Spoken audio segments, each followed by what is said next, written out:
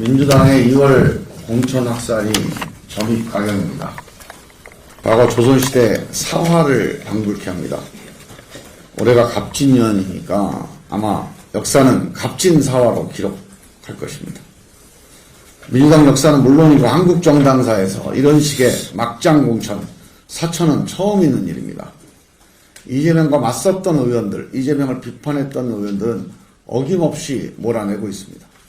불체포 특권 약속 지키자라고 했던 김영주 부의장, 자신과 당대표 경선했던 박용진 의원, 사석에서 쓴소리했던 박영순 의원, 의총장에서 바른 소리했던 양기대 의원 등 꼼꼼하게 데스노트를 작성해서 어김없이 집행하고 있습니다. 이상원 의원, 박영순 의원 지역처럼 이들을 잘라내면 승리가 어려운 지역, 국민의힘에 헌납할 수밖에 없는 지역도 예외가 없습니다. 총선 승리나 윤석열 정권 심판은 안중에 없고 이재명 개인의 사갑을 풀기 위한 보복공천, 일사불란한 이재명 지키기를 위한 방탄공천의 길로 달려가고 있습니다. 여러 의원들과 언론들께서 불의한 공천을 중단하라고 촉구합니다. 그러나 이재명 대표는 결코 바뀌지 않습니다. 목표가 분명하기 때문입니다. 민주당의 총선 승리가 아니라 이재명 방탄정당의 완성이 최종 목표이기 때문입니다. 잘 기획되고 짜여진 경선판에 처절한 패배가 예정되어 있습니다. 이건 우리가 알던 민주당이 아닙니다. 껍데기만 민주당이지 실상은 이재명 사당입니다. 이 이재명 사당에는 김대중과 노무현과 함께 만들어온 민주당의 역사, 민주당의 가치, 민주당의 정신은 남아있지 않습니다. 이대로는 안 됩니다. 우리 해당 후보자의 개인 문제가 아닙니다.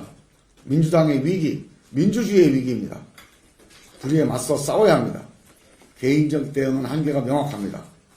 이대로 흩어지면 총선을 윤석열 정권에 헌납하게 됩니다. 정말 민주주의를 위한 길이 무엇인지, 민심이 어디로 향하고 있는지, 민주당의 역사, 가치, 김대중 노무현 정신을 지키는 길이 무엇인지 깊이 생각해야 할 때입니다. 안녕하세요. 오늘은 2월 24일 토요일입니다. 전 라이브TV 블랙아웃 BC입니다. 네, 호구민입니다. 오늘은 이제 인트로로 어제죠. 23일 날 제5차 새로운 미래 책임위원회의에서 이제 김종민 대표가 발언한 모두 발언을 가져와 봤습니다. 네, 일단 뭐 거기에 앞서서 네, 왜 최근 2주 동안 녹음만 하고 나면은 네, 사고가 터지냐? 큰 일이 벌어져가지고 주말만 되면 아주 난리도 아니고. 네. 역시 이준석 따위는 네. 이준석 따위는 우리 방송 따위 듣지 않는다. 아니, 뭐 그건 그야 뭐 당연한 얘기고. 너무 당연한 건데. 네. 뭐. 그러니까 그래도 여기까지 밀어붙일까 싶긴 했어요. 근데 뭐 그냥 밀어붙였더라고요. 네. 그게 또 하필 주말에 그래가지고 네. 평일날 그래 좀 좋을 텐데. 그렇죠. 그냥 금요일날 딱 깔끔지게 네, 그러면은 했으면은, 우리도 그냥 그럼 금요일 하면 저는 좀 짜증나긴 해요. 이제 그동안에 대본 쓰려고 준비해놓은 거 다 퍼버리고 엎어야 되니까. 네. 그래도 최소한 방송이 그렇게 나가지는 않을 텐데. 하지만 이제 그때 분위기가 그래가지고 각오는 돼 있었잖아요. 그렇죠. 각오까지 딱 하고 있었는데 네. 이준석이 이제 기자회견을 취소하면서 어떻게 그렇죠. 넘어가려나 이제 싶었는데. 그거 이제 그 일련의 어떤 그 과정들은 있다가 이제 신경민 그 최고위원께서 라디오 나와가지고 자세하게 좀 설명해 주신 게 있거든요. 네. 그걸로 쭉 따라가면서 짚어보기로 하고. 자 이제 그 어저께 이제 김종민 대표의 이제 이 모두 발언은 그겁니다. 민주당 공천 사화에 관한 이야기예요. 그래서 이제 김종민 대표는 이거를 올해가 갑진년이니까 역사는 갑진사화로 기록할 만하다. 그렇게까지 이제 말씀을 하셨어요. 뭐 사실 우리가 그 지난 몇 년간 이재명 비판해오면서 이런 꼴을 날 거라는 거는 뭐 수없이 말을 해왔지 않습니까? 이 당이 완전히 이재명 손에 장악이 되고 나면 어떤 식으로 흘러갈 것인지. 그게 이제 사실 뭐 그런 건 있어요. 시점의 차이는 조금씩 있어요. 지금 와서 생각해 보면은 뭐 경기도지사 출마할 때 그때까지만 해도 당을 이렇게 완전히 장악하기는 어려울 것이다. 그렇게 보는 관점도 있었던 반면에 그 즈음에도 이미 이제 그렇게 말씀하시는 분도 있었죠. 이재명의 진정한 차기 목표는 대권이 아니라 당권일 수도 있다. 길게 보고 길게 봤을 때 뭐 그런 말씀하시는 분도 있고 그랬는데 뭐 이제 그 당시에 그렇게 이제 말씀하셨던 분들이 뭐 어느 정도 근거를 가지고 말씀하시는지는 알 길이 없지만은 지금 와서는 지나가 버린 일이니까 하지만 뭐 이제 그냥 그 말만 가지고 평가를 하자면 이제 해안이 있었다라고 얘기를 할 수 있는 거죠. 다만 이제 그 이재명의 시도가 성공할 수 있었던 거는 네. 그러니까 처음에 그렇게 이재명한테 다 넘어갈 것이냐 그렇죠. 거기에 대해서 쉽지 않을 것이라고 봤던 이유는 이제 이재명의 대척점에 있는 사람들이 제법 있었기 때문이죠. 그렇죠. 체급이 되는 사람들이 꽤 있었으니까. 네, 뭐 전해철 의원이라던가 네. 뭐 그 외에도 뭐 홍영표 의원 뭐 하여튼 그렇죠. 다수의 네. 뭐 친문계라고 불리는 의원들이 일련의 세력을 형성하고 있었기 때문에 그렇습니다. 네. 과연 그렇게 넘어갈 것이냐 했는데 그 그룹이 맥없이 무너지면서 사실 이 상황이 벌어진 거라고 할 수 있죠. 아무런 그러니까 무너진 것도 아니고 아무런 저항을 안 했죠 사실상. 네. 이거 뭐 있는지 없는지도 모르겠고 전해철 같은 경우는 그 문재인 정부 들어서면서는 한동안은 당내 최대 개파였단 말이죠 거기가. 그렇죠. 거기가 이제 이름이 그거였죠? 부엉이 그룹? 네네. 뭐 부엉이인가 뭐 그랬던 것 네. 같은데 미네르바의 부엉이 해가지고. 근데 아무튼 이제 거기가 당내 최대 개파였고 사실상 정권의 실세에 가까웠기 때문에 가장 권력도 제일 셌단 말이죠 따지고 보면은. 근데 아무런 견제도 안 하고 전해철 같은 경우는 그 저기 뭐 경기도지사 경선 나왔다가 그 해경군 관련해서 고소 취하했을 때 그때부터 해가지고 뭐 생각하면 뭐 따지면 뭐합니까 그 사람들 다 우리 당도 아닌데 이제는. 그 이제 5인방 5명일 겁니다. 네. 그 작년 이제 지난 총선 2020년 총선 앞두고서 한번 이렇게 회동을 가졌던 5명의 의원이 있는데 그 사람들이 이제 전해철, 홍영표, 그다음에 이제 당시 그 원내대표였던 윤호중? 윤호중 아마 윤호중 그리고 박광원 들어갈 것 같은데 왠지. 박광원 의원은 아니었고요. 네. 거기에 이제 김종민 의원이 있었고, 네. 그다음에 이제 민평년 이제 이인영 의원까지 네. 해서 좀 5명이 네. 모임도 있고 그랬는데 네. 거기서 이제 김종민 의원 한 분 있는 거예요. 그렇습니다. 저는 이제 김정민 의원을 그 우리 당에 온 이후로 이제 지난주에 제가 이제 인트로에 이제 소개해드렸던 그 내용 있잖아요. 그 내용을 지금 매체마다 이렇게 인터뷰 나오면은 뭐 어저께는 무슨 센터필드. 네, 센터필드 1시간 한 40분짜리. 거기는 이제 그냥 프리토크 형식이니까 길게 하실 상황이 되니까 이제 그 내용에서 굉장히 길게 풀어서 말씀을 하시기도 했는데 계속 이제 민주주의 원칙에 관한 말씀을 계속 하세요. 이 자리가 있을 때마다. 그래서 그런 점에서 봐도 저는 그 이제 가면 갈수록 뭐랄까 김정민 의원에 대한 대표에 대한 호감이 높아져 간다고 해야 될까 이제 네네. 민주주의자로서의 그 어떤 원칙이 확고한 사람이구나. 이걸 정말 하고 싶어서 정치를 하려고 하는 거구나라는 게 그게 많이 느껴져가지고 과거에 이제 저희가 방송에서 몇 번 그랬던 적 있잖아요. 김정민 의원 저분 이제 좀 말씀하신 게 좀 그런데 진이가 그런 분은 아니다. 우리가 그 화법을 이해했는데 그렇게 얘기했던 적 있잖아요. 네. 그렇게 얘기했던 게 참 잘한 짓이구나. 요즘 들어서 이렇게까지 저 양반이 이렇게까지 내 마음에 들 줄은 몰랐지만 당시에는 지금 와서 생각해보면 그때 실드 친 게 잘한 일이구나 그런 생각이 들기도 합니다. 아무튼 그래서 이제 그 지금 민주당의 이 공천 사화에 관해서 이야기를 하시는데 뭐 여러 가지로 짚습니다. 민주당 역사는 물론이고 한국 정당사 통틀어 가지고 이런 식의 막장 공천 사천은 처음 있는 일이다 이렇게 그 규정을 하십니다. 자유당까지 가면 이 정도로 한 적 있지 않을까 모르겠다. 뭐 정치사를 잘 모르니까. 네, 그때는 정말 모르겠네요. 뭐 자유당이나 박정희 시절이나 뭐 전두환 때도 이렇게까지는 안 했나? 모르겠어요. 뭐 적어도 민주화 이후, 네네. 그러니까 87 체제 이후로만 놓고 봤을 때는 확실히 그렇죠. 이런 식으로 공천을 이렇게 전행하는 케이스는 저도 처음 보는 것 같아요, 확실히. 과거에도 항상 공천 시즌만 되면 이제 뭐 이런저런 말들이 나오고 뭐 좀 시끄럽고 그러기도 했지만 이거는 그런 수준이 아니고 지금 공천 기준 자체가 이재명 하나에 맞춰져 있으니까 맞습니다. 막 진짜로 골 때립니다. 이제 여기서 그 모두 발언에서 이제 김종민 대표가 짚으신 케이스를 몇 가지 보면은 뭐 이런 게 있습니다. 그 지금 이제 국회 부의장 김영주 부의장 같은 경우는 왜 잘렸냐 이제 김종민 의원은 이렇게 이제 이야기를 해요. 불체포 특권 약속을 지키자고 이제 말씀을 하신 적이 있다. 이것 때문에 이재명한테 찍혔다. 사실 국회 부의장이면 이재명하고 대립각 세울 일이 없잖아요. 민주당 안에서 활동을 하는 게 아니니까. 그렇죠. 근데 이제 이 불체포 특권 약속 지키자 이 말 했다고. 이걸 말고는 딱히 이제 격격사에 나올 게 없는 거야. 아무리 찾아봐도. 그리고 이제 박용진 같은 경우는 이제 경선에서 이제 카운터 파트너로 붙었으니까 그리고 그 당시에 비판을 했으니까 그 앙금이 남아서 그런 거다. 그리고 이제 박영순 의원 같은 경우는 사석에서 쓴소리를 했다고 합니다. 또 이건 이제 뭐 구체적인 내용은 모르겠습니다만은. 그리고 양기대 의원은 또 이제 의총장에서 네, 그때 이제 체포동의안 네네 가결할 것이냐 부결할 것이냐 그 당론을 정하기 위한 의원총회에서 네. 예, 홍영표 의원과 더불어서 뭐 이렇게 꽤 세게 말씀하셨었죠. 좀 기억은 잘 안 나는데 그 당시에 그때 그랬던 모양이죠. 예, 비명계가 이제 뭐 전해철부터 해서 뭐 다 한 번 좀 찍소리 냈던 게 그때였구나. 예. 의원총회에서. 그래서 그게 보도로 됐죠. 그래서 네. 뉴스에 다 뉴스에도 나오고. 네. 그래서 이제 뭐 그런 케이스뿐만 아니라 보면 좀 그 완전히 지역구에서 이제 확실하게 경쟁력을 가지고 있어가지고 이 양반들을 밀쳐내고 나면 당선 가능성이 확 떨어지는 지역까지 지금 이제 막 쳐내고 있다고 합니다. 뭐 여기서 이제 언급한 거는 이상원 의원이랑 박영순 의원. 네, 박영순 의원님의 지역구는 제가 잘 모르는데 네. 이상원 의원은 이제 그 최근에 단일화로 문제가 되고 있는 울산 북구 을입니다. 거기 이제 지금 진보당에 주려고 그러고 있죠. 네, 거기서 이분이 여기서 이제 1.5선이거든요. 네, 재보궐로 당선되고 20대 당선 아니 21대 네.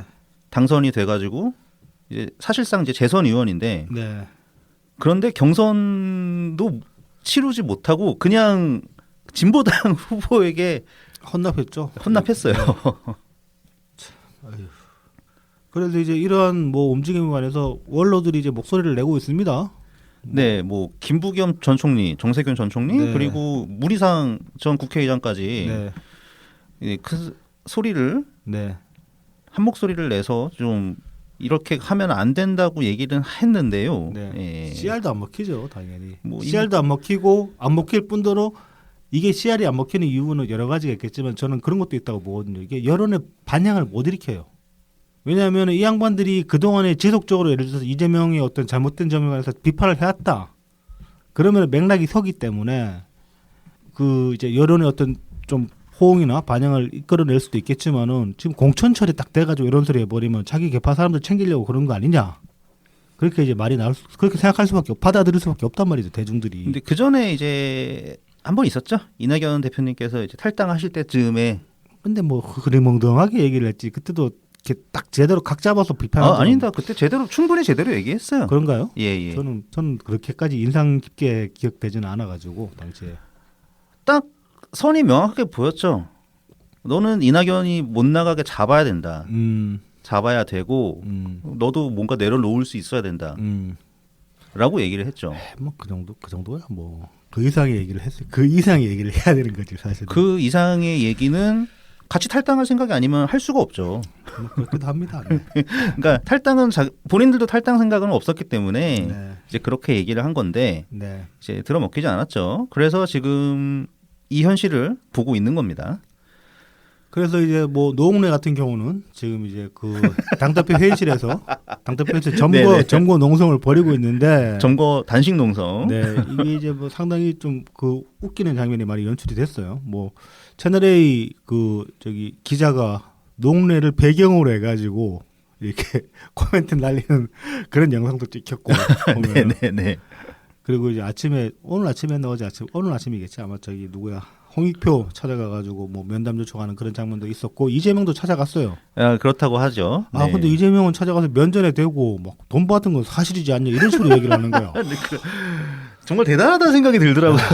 그러니까 참.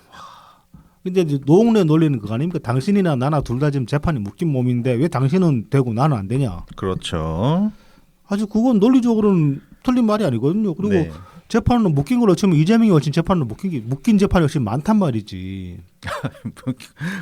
걸출하죠 아주. 네, 그리고 당의 얼굴인데 더구나. 네. 그렇게 치면은 이재명 스스로부터 잘라내는 게 사실 뭐 논리적으로 맞는 말이죠.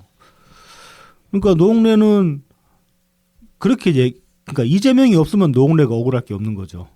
당연한 게 되죠. 근데 이제 이재명이 공천을 받았기 때문에 노웅래는 억울하다라고 말을 할 수 있게 되는 거예요.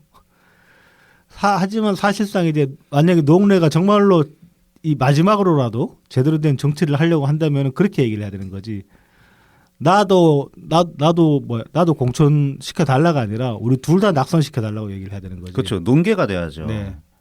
하지만 노웅래는 또 그런 생각은 아니죠. 그렇죠. 나 좀 살려주셔야지. 같이 죽자가 아니고 같이 죽자라고 하면은 뭐 최소한의 어떤 그 민주주의자로서의 어떤 정당 정치인으로서의 어떤 마지막 가운을 세울 수 있는데 뭐 그마저도 없어 보인다. 네. 노웅래가 지금 3대째인가요? 그 지역구 물려받은 게 아마 그렇죠. 최소 2대이긴 한데 아버지 지역구긴 한데 기사 할아버지 때부터 했는지는 잘 모르겠어요. 기사 제목을 표제를 슬쩍 흘려가면서 보니까 3대라고 하는 것 같더라고요. 그래서 이제 드디어 이제 3대째까지 쭉 이어서 해먹던 데가 뚝 그렇게 떨어져 나가나 뭐 그런 생각도 듭니다. 그리고 또 이제 누구야 이수진 네. 판사 출신 이수진 양반이 이제 탈당을 한 상태입니다 지금. 그래서 이제 탈당하면서 막 이제 폭로성 발언들도 많이 내놓기도 했고 뭐 자기가 뭐 이재명한테 밑보이게 된 뭐 연유랍시고 뭐 자기 나름의 이제 충원을 했는데 안 들어먹히더라 뭐 그런 소리도 하고 그러는데 무슨 충원을 했는지는 얘기하지는 않았죠. 아니요 그때 체포동의안? 아니 대선 떨어지고 나가지고 네. 처음에 이제 뭐 지금 이제 시간이 얼마 없다 검찰 개혁 이때 해야 된다 뭐 그런 얘기도 했다고 하고 검찰 개혁 할 수 있는 시간이 얼마 안 남았다 그렇게 해서 검찰 개혁을 촉구하기도 했다고 하고 그다음에 대선 이후에 네 예. 그리고 출마 당 대표 때였나 아니면 개항 출마할 때 만류했다 그랬나 아무튼 뭐 그런 소리도 한 거가 자기는 했다고 뭐 그러고 뭐 그러는데 그러면 정말인지 모르겠네. 뭐 정말인지도 모르겠고 일단 그다음에 그 양반이 그동안에 이재명 실드 쳐온 게 있잖아요. 자기 뭐 여러 채널을 통해 가지고 그러면 사실은 뭐 지금 와서 생각해보니 잘못됐다라고 뭐 그렇게 말을 할 수는 있을 겁니다. 근데 그 전에 먼저 해야 될 게 국민들에 대한 사과 아니겠어요, 사실? 그러니까 정말로 이재명이 내가 당에서 이렇게 쫓겨나다시피 나와가지고 돌아봤더니만 이재명이 정말 잘못한 게 많구나라는 걸 깨달았다라고 자기가 얘기를 하려면은 그걸 깨닫고 나서 제일 먼저 해야 될 거는 죄송합니다라고 얘기를 해야 되는 거지. 근데 사과나 어떤 반성은 하나도 없고 이수진은 오로지 자기는 피해자라는 얘기만 하고 있어요. 아직까지도. 그래서 참 이 사람의 인성이 얼마나 저급한가 그걸 좀 실감을 하게 되더라고요. 어느 정치평론가가 우리 쪽이었나 누가 이제 그런 말씀하신 게 기억이 나는데 이제 20대 총선 때 민주당에서 들어온 초선들 상당수가 기본적인 자질조차 없는 사람들이 많이 들어왔다. 이해찬 공천 때. 네네. 그런 말씀을 하셨는데 이수진 보니까 확 진짜로 와닿더라고요. 근데 이 사람은 뭐 국회의원의 자질뿐만 아니라 인간적으로서도 진짜로 한참 모자란 사람이라는 생각이 듭니다. 그리고 뭐 어디 유튜브 나와가지고 한다는 소리가 뭐 이낙연 신당 들어갈 생각이 있냐 그렇게 물어보니까 뭐 이낙연 총리가 개혁을 미진하게 한 거, 그 다음에 뭐 사람들이 자기한테 매몰차게 대한 그런 거 먼저 사과했는데 그딴 소리를 하더라고. 그러니까 뭐 자기는 잘못한 게 아무것도 없다는 거예요 세상에. 자기는 열심히 하고 잘했는데 이렇게 됐다라고 그렇게 지금 계속 그렇게 믿고 있는 것 같아요 스스로. 이재명의 잘못까지 눈에 보이는 수준까지 왔는데도 불구하고 자기가 뭘 잘못했는지 자기가 누구한테 사과를 해야 되는지 거기에 대한 생각이 전혀 없는 것 같아요. 네, 그래서 무소속으로 힘내시기 바랍니다. 딱 어울리는 당이 있긴 해요. 당 정식 명칭은 모르겠고 정치검찰 해체당 그리로 가시면 되지 않을까. 거기가 이제 민주당에서 버림받은 친명들이 왠지 모여야 될 것 같은 그런 분위기이기 때문에 물론 이제 당대표 면담하려면은 구치소 가가지고 면회 지정하기를 해야 되겠지만은 거기로 가시면 될 것 같고 조국 같은 경우도 이제 조국 신당이 지금 뭐 한 3만 5천 조국 본인 주장으로 그 정도로 당원을 모았다고 합니다. 그리고 이제 여론조사상에서도 지표상에서 보면 조국 신당이 좀 의외로 좀 세게 나오는 편이에요. 뭐 조사 기관 따라 가지고는 우리 당보다 훨씬 세게 나는 경우도 있는 것 같더라고. 그런데 저는 뭐 별로 뭐 그다지 유의미하다고는 생각은 안 들고 일단 그다음에 3만 5천이라는 게 그게 꽤 많은 숫자긴 하죠. 근데 그 사람들이 아무도 전국에 마지막 조국 수호자들 다 끌어모은 거 아닐까. 그리고 그 숫자의 출처는 네. 그러니까 어차피 그 사람들이 딴 데서 오는 게 아니라 민주당에서 오는 거기 때문에 뭐 그렇죠. 민주당에서 뛰가는 거죠. 뭐. 예. 해서 큰 의미 없다. 이렇게 그리고 이제 생각합니다. 뭐 그 유튜브 채널에 보면은 실제로 그게 조국 TV였나 아무튼 어디에서 실제로 이제 당원 그 가입 촉구하면서 이중당적 상관없다 이런 식으로까지 얘기를 했어요. 네네네. 뭐 그렇게 보면 또 뭐 어느 정도일지 모르고 그리고 사실 어느 당이든 간에 창당 과정에서 페이퍼 당원이 없을 수는 없거든요. 그렇게 보면 뭐 어떤 식으로 뻥튀기 되는지는 알기 어렵고 근데 이제 그쪽으로 지금 보면은 또 그 일군의 민주진보 인사들이 많이 모여들고 있습니다. 뭐 대표적으로 문성근 같은 사람들, 아, 예. 소식 들었습니다. 네, 뭐 그런 사람들이 모여들고 있는데 좀 쪼개지면 틀림없이 지금 이제 쪼개지면은 그 이재명 지지 그룹이랑은 상당히 좀 감정적으로 틀어질 가능성이 크거든요. 왜냐하면은 이재명 지지자들도 본능적으로 알긴 알죠. 저쪽이 이제 우리 표 뺏어갈 거라는 건 알긴 알죠. 그렇게 되면은 이제 좀 감정적으로 틀어질 수도 있지 않을까. 좀 싸움이 크게 났으면 좋겠는데.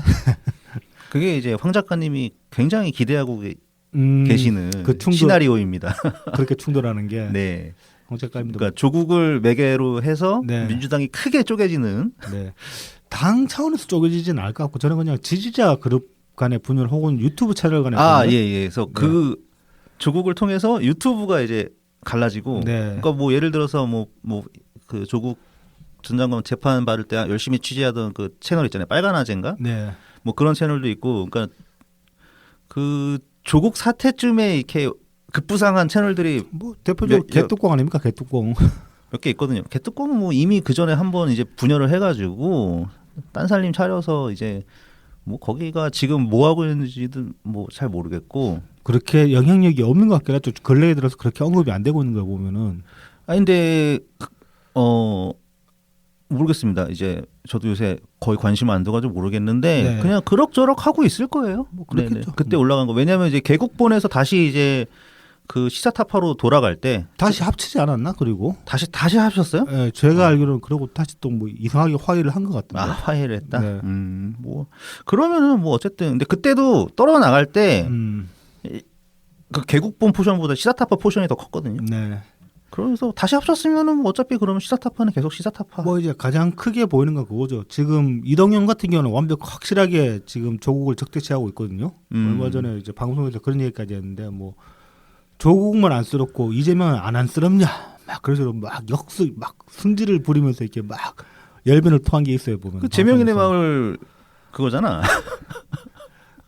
그것 때문에 김어준도 싫어하는 이재명 지지자들이 있잖아요. 그러니까요. 네. 이제 근데 이제 그 구도가 더 이제 골이 깊어지지 않을까 갈등의 골이. 그러면 이제 김어준은 둘 다 잡아야 되는 입장이니까 가랑이 찢어질 수 있을 거고 그러다 보면은 저도 이제 그렇게 돼서 좀 그 뭐 걔네들이 소멸되지는 못 않겠지만은 뭐 스스로 저희들끼리 이제 머리 쥐어뜯고 싸우다가 좀 영향력이 다들 좀 약화되기라도 하면 좋겠다. 뭐 근데 그 쉽지 않을 겁니다. 쉽지는 않겠죠. 예, 왜냐면은 이게 원래 걔네들 좀 따로 놀거든요. 그러니까 딴지 애들 따로 있고 뭐 이동영네 애들 따로 있고. 근데 그다음에 이제 그게 이제 핵심 지지층 그룹들은 분명히 그런데 다 섞여서 있는 사람들이 그 중간 지대에 많이 있단 말입니다. 이제 거기서 이제 방향을 잡겠죠. 알아서들.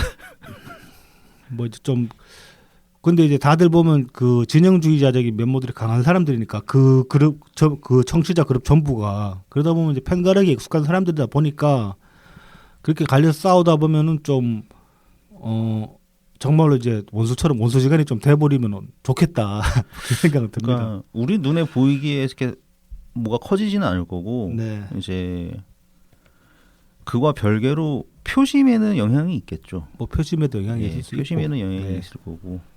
자, 그래서 이제 민주당은 지금 이러고 있고 이따가도 또 이제 요 실제 사례들을 짚어보긴 하겠지만은 지금 이제 약칭 이게 이름이 길어가지고 뭐였지? 새진보연합? 새진보연합에서 또 이름 또 바뀌어가지고 민주개혁진보연합인가 뭐 그래요. 네네네네. 얘네들 이제 이제 확실하게 이제 연대 방향을 잡았으니까. 네, 민주개혁진보연합으로 해서 이제 곧 창당을 한다고 하는데 얘네들이 지금 들어오면서 뭐 저는 이제 지금 그 1년에 걔네들과의 공천 협상 과정을 보면서 어떤 생각이 들었냐면은 이게 이제 더 이상 이재명 사당화만으로 지금 이 민주당이나 혹은 이 그쪽 진영의 현상을 설명할 수 있을까라는 생각이 들기 시작했어요.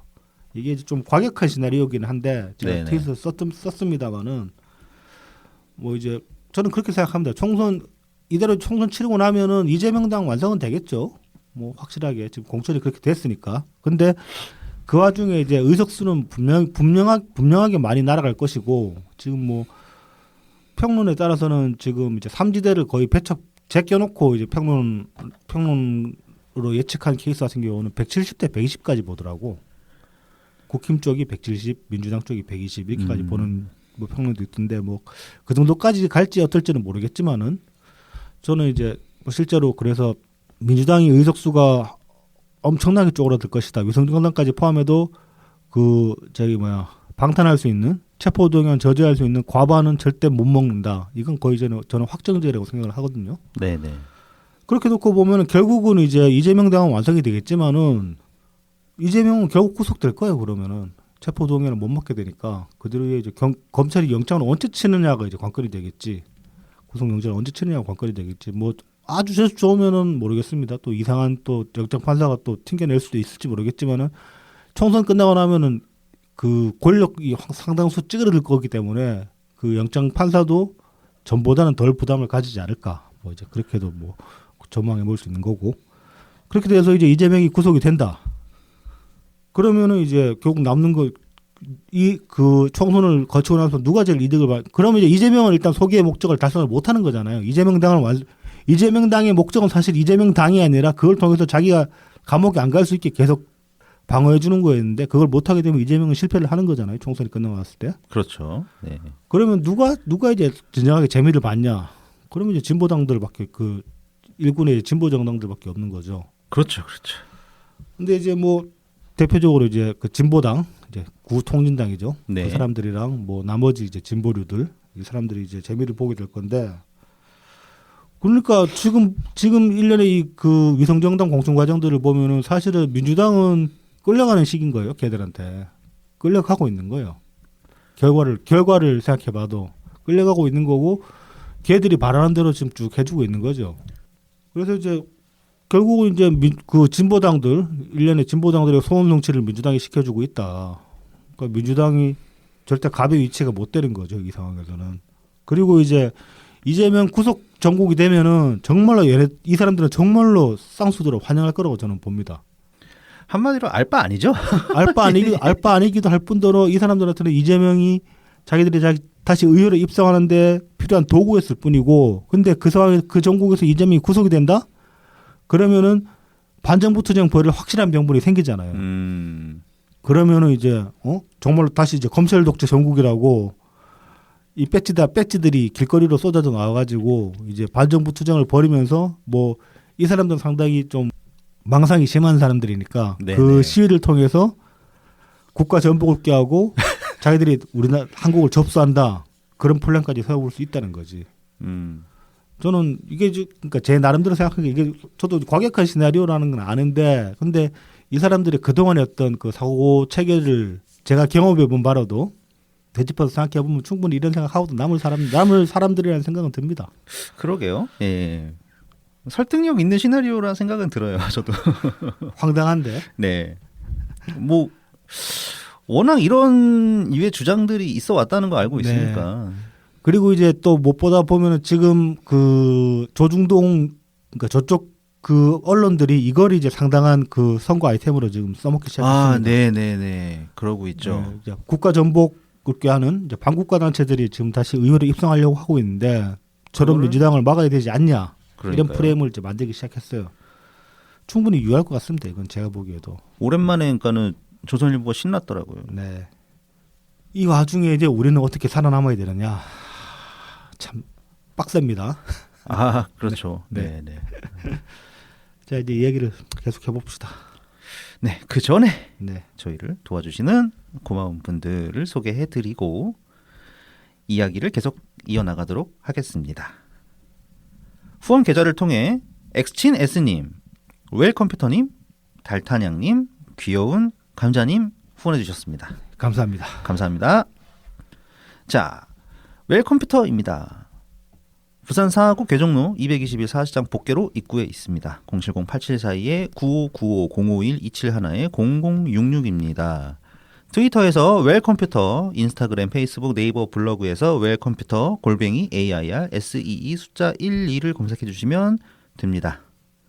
오랜 조립 경험을 바탕으로 최적의 견적을 구성해 드립니다. 가성비 좋은 사무용부터 게이밍, 딥러닝용 같은 최고 사양의 PC까지 조립해 드리고 있습니다.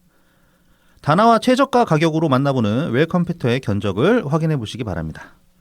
전국 어디든 안전포장으로 배송해 드리고요. 혹시 AS가 필요하시면 미리 연락 주시면 포장에 필요한 박스를 보내드립니다. 그 박스에 컴퓨터를 넣어서 웰컴퓨터로 보내주시면 편하게 AS 받으실 수 있습니다.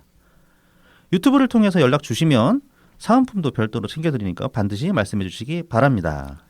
자, 이제 2월 웰컴퓨터 이벤트가 진행 중이죠. 네, 이제 얼마 안 남았습니다. 네, 이제 29일 추첨 예정이고 65만 원 상당의 레노버 노트북을 증정하는 빅 이벤트가 진행 중입니다. 자, 그리고 이제 그 뭐 농담조로 이제 제가 이 웰컴퓨터 사장님 계시는 이제 단톡방에서 이야기를 한 적이 있는데 어제 이제 저희 당 그 5차 영입 인재 이제 발표를 했잖아요. 네. 이상희 교수님 이제 영입 인재로 소개가 되셨는데 그 전날 이제 그저께 연 대표님이 4차 영입 인재 발표를 하시면서 다음 날은 여러분들이 아실 만한 분을 소개해드리겠다 그렇게 말씀을 하셔가지고 저는 그래서 그러니까 이상희 교수님도 우리한테는 확실하게 이제 우리한테는 셀럽이지만 사실 저는 대외적으로 봤을 때 이상희 교수님이 그렇게까지 널리 알려진 분인가라는 생각이 살짝 들었거든요. 그러면 대체 널리 알려진 사람이 누굴까? 그러다가 이제 생각한 게 저기 누구야? 이철희 전 정무수석. 혹시 이철희 위원 데려오시는 거 아닌가 그런 생각이 살짝 들어가지고 제가 몇 년 전부터 이제 웰컴퓨터 사장님 처음 봤을 때부터 제가 그 얘기했잖아요. 이철희 수석 닮았다고. 좀 닮은 것 같지 않습니까? 요즘 좀 바뀌었어요. 얼마 전에 그 이철희 전 수석이 네. 김현정이 뉴스쇼에 나온 영상을 봤는데 네. 이게 이게 정말 뭐가 편해졌는지 네. 그리고 이렇게 잘 어디 쉬시는지 네. 살이 빠지고 네. 그다음에 얼굴이 좀 탔어요. 난 요새도 보니까 더 닮은 그래? 것 같은데 컴퓨터 사장님 머리 이제 새치 좀 나가지고 이제 웰컴퓨터 사장님께서 살을 좀 빼야 되나? 살 좀 빠지셨으면은 다시 한번 네. 확인해 비교해봐야 될 것 같아요. 아니 아무튼 그래가지고 이제 이철희 수석이 오면은 뭐 닮은 사람 왔는데 이벤트 하라고. 그래서 이제 그 방송에서 공개적으로 좀 제의를 드리겠습니다. 이철희 수석이 만약에 우리 당에 영입이 된다, 그럼 거의 기념 이벤트 한번 하시는 거 어떤가? 근데 이거 성공 가능성 낮을 것 같아요. 그분 말씀에서 정치 안 한다 그랬으니까. 웬만해서는 정말 네. 안 올 것 같다는 생각을 했거든요. 네. 그리고 이 현재 이제 상황에 대해서 평론을 하실 때 딱 입장이 진짜 객관적으로, 완벽하게 네. 거리가 딱 있는 바깥에서 보는 시선으로 평론을 하시고 계셔서 네. 그게 하여튼 빠른 시간 안에는 절대 정치계로 복귀를 안 할 것 같다라는 그런 인상을 받았거든요. 그렇습니다. 뭐 네네네. 이제 농담삼아 하는 얘기이기도 하고. 네네. 뭐 만약에 그러니까 만에 하나 오면은 그건 정말 그 낮은 확률에서 일어난 사건이기 때문에 이벤트 할 만한 가치가 충분하죠. 그렇죠. 네. 그러면 이제 웰컴 사장님이 얼굴을 네네. 나랑 닮은 사람이 우리 당에 왔기 때문에 네네. 하는 명분으로 이벤트를 한번 하시는 거 어떤가? 네. 네. 건의를 드리겠습니다. 웰컴퓨터 사장님 굿즈 막 이런 것도 팔고. 네. 최첨단 추첨. 네네. 네, 한번 기대해 보도록 하고요. 다음은 달품은 농장입니다. 트위터에서 달품은 농장, _DALPUMEUN, 인스타그램 달품은 농장 _ 농사짓는 문파 _DALPUM 숫자 1입니다. 청란, 청개육부터 친환경 우렁이쌀, 고춧가루, 참기름, 들기름, 서리태콩, 찰옥수수를 판매하고 있습니다. 달품은 농장으로 건강한 식단을 마련해 보시기 바랍니다. 마지막으로 라만까까입니다. 네이버 스마트 스토어에서 라만까까를 검색해 주세요. 머랭쿠키, 오란땅, 마들렌, 곡물쿠키, 구운 찰떡, 호두강정, 에그타르트를 판매하고 있습니다. 네, 증량이 필요하신 분들 라만까까를 이용하시기 바랍니다. 자, 이제 앞서 이제 잠깐 얘기했던 뭐 다들 얼마간 좀 마음을 많이 졸이셨죠, 이것 때문에. 2월 20일 날 이제 그 BBS 전영신의 아침 저널에 이제 신경민 최고위원이 나오셔서 인터뷰를 하셨는데 이날 이제 하신 말씀들이 그 동안에 그 개혁신당이지 개신당이 개고기당이라 그러던데요. 개당 개고기당이라고 많이 부르던데. 개신당이라고 네. 하죠. 개신당이랑 이제 합당했다가 이제 다시 합당이라고 하지만 사실 그냥 선언만 했었고. 그러니까 통합 선언을 하고서 이제 절차적인 완료를 위해서 진행하고 있었던 중이었죠. 네. 근데 이제 행정적으로 이루어진 건 하나도 없기 때문에 뭐 그렇습니다. 실제로는 뭐 합당 탈당 이런 것도 아니긴 한데 아무튼 이제 개혁신당이랑 그 통합을 하려고 했다가 이제 깨지게 된 일련의 과정에 대해서 이제 신경민 최고위원이 연말 많이 말씀을 해주셨습니다. 자 이제 20일 날 BBS 그러니까 불교 방송 전영신의 아침 저널 이 방송이 참 우리 쪽 그 인사들이 많이 나와요. 그 저번에도 한번 말씀드린 적 있지만은 여기 아침 저널에 신경민 최고위원이 이날 나오셔가지고 인터뷰를 가지셨는데 그 개신당과의 한 9일 열흘 정도 됐죠. 합당까지 그 일련의 과정에 대해서 이제 좀 어느 정도 되짚어 주셔가지고 이 인터뷰를 한번 보겠습니다. 자 이제 당초에 그 9일날 그렇게 기습적으로 통합하겠다 발표를 하고 나가지고 뭐 이제 우리는 지난주에도 말씀드렸지만 우리 같은 경우는 사실 그 개미당 파동 때문에 상당히 면역이 된 상태라 가지고 뭐 당명 내주고 그런 것도 다 저항감 없이 받아들인 데다가 공동대표 겸 총괄선대위원장이 이제 연 대표님이셔가지고 뭐 충분히 우리는 얻을 거 얻었다 그렇게 생각하는 쪽이었잖아요. 근데 그 반면에 이제 그 개혁신당 쪽 당원 지지자들은 이제 반발이 굉장히 컸죠. 이낙연한테 먹혔다 그런 얘기까지 나오고 했으니까. 네네. 그래서 당시에 이제 이준석이 유튜브 라이브를 켜가지고 막 달랜다고 설명도 하고 그랬었는데 그때 했던 얘기들이 보면 좀 과격한 얘기들이 많았어요 사실은. 근데 어떤 얘기들이 있었냐면은 뭐 흡수통합이다 이거. 왜냐하면 우리 당명으로 우리 당명 밑으로 들어갔기 때문에 흡수통합이고 연 대표님한테 공동대표랑 총괄선대위원장 지위를 줬는데 사실상 저거는 그냥 직위일 뿐이다. 뭐 실질적인 모든 건 다 우리가 가지고 있다. 그렇게까지 얘기하면서 설득을 했어요. 내가 법정 대표다 이런 네. 얘기를 했죠. 네네. 예우 차원이라고는 기억은 잘 안 나긴 한데 어쨌든 자기가 좀 더 뭐 핵심 대표인 양 뭐 그렇게 얘기는 했죠. 네. 그리고 이제 또 뭐 배복주 씨 관련해 가지고 배복주 씨랑 이제 유호정 씨 관련해 가지고도 뭐 이제 굉장히 과격한 얘기들을 했었고. 아니요 그날은 안 했어요. 제가 이거 들었는데 배복주 관련해서는 유호정이나 배복주 관련해서는 그날은 아니고 뭐 며칠 지나서라도 아무튼 이제 그 계속 이제 자기 당원들 달랜다고 이런저런 이제 굉장히 과격한 얘기들을 많이 했습니다. 이런 식으로. 그러다가 이제 그 이상준우가 신경민 의원 말에 따라 신경민 최고위원 책임위원 말에 따르면은 이제 이상준우가 좀 관측이 되기 시작한 게 지난주 이제 목요일 그러니까 2월 15일경부터였다고 해요. 이때 이제 그러고 이제 그 금요일 날 최고위를 갑자기 취소를 했잖아요. 네. 이준석 측이. 그러고 나서 이제 토요일 날 최고위 취소를 하면서 토요일 10시에 이제 국회 정론관을 잡았어요, 갑자기. 기자회견을 그렇죠. 하겠다고. 정론관 잡으면 기자회견이니까. 그래서 이제 이거 또 뭔 소리 하려는 거 아니냐. 그랬는데 잡고 나가지고 이제 문자를 보냈다고 합니다. 이준석 측에서 이제 통합 취소를 하겠다. 이런 식의 통보 문자를 보냈다고 해요. 그러고 나서 이제 통합 취소라는 말이 좀 너무 세니까 나중에 또 이제 따로 전화를 걸어가지고 얘기를 한 게 통합 취소가 아니라 통합 재검토다. 그렇게 또 얘기를 했다고 합니다. 그래서 이제 이게 좀 굉장히 좀 뭐 불과 이제 한 일주일 만에 되게 막 급격하게 이렇게 변하니까 이게 어떻게 된 경위인가 이제 좀 알아보려고 이제 하셨다고 합니다. 신경민 최고위원이. 그래서 이제 좀 파악을 해보니까 이준석이 이제 그 자기 주변 사람들한테 보낸 문자들이 좀 확인이 됐다는 거예요. 네네. 이 문자들이 이제 뭐 세미래와 도저히 같이 못하겠다. 이제는 헤어질 때가 됐다. 이런 문자들이었다고 합니다. 이게 이제 다 지난주 목요일, 금요일, 토요일 이때 이제 일어난 일들이라고 해요.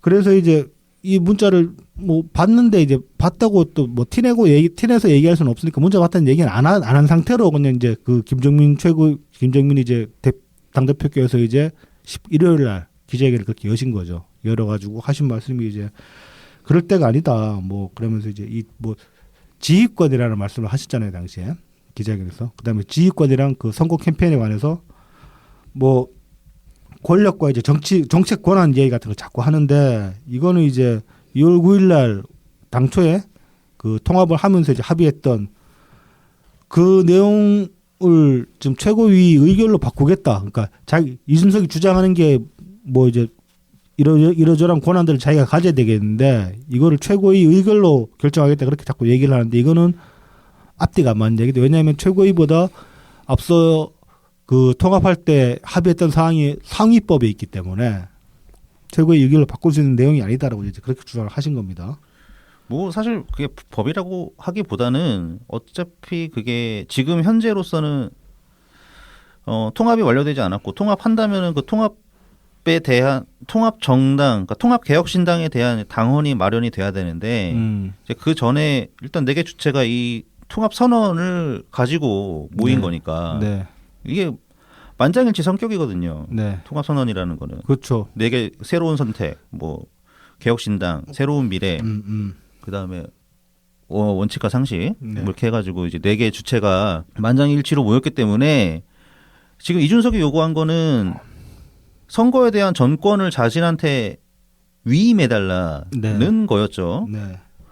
그러면은 총괄 선대위원장을 이낙연 대표로 한다는 그 내용이 완전히 유명무실화되는 거거든요. 아무것도 아닌 게 되는 거죠. 네, 그러니까는 이거는 통합 선언 내용이 바뀌는 굉장히 중대한 결정이기 때문에 최고위 의결 이건 한마디로 다수결로 하겠다는 건데 의결로 할 게 아니라 합의를 봐야 되는 그렇죠. 거죠. 합의에서 만장일치로 양해가 돼야 되는 거죠. 네. 그런 식으로 해서 통합 선언이 이제 일부분 수정이 되어야 가능한 것인데 야 이게 왕따를 당했네. 그래서 이제 이렇게 그 18일 날 김정민 대표께서 이제 기자 간담회를 가지셨고 그랬다면 이제 그날 오후에 바로 이제 이준석 측에서 이거를 도전이다 뭐 이런 식으로 이제 받아들였다고 합니다.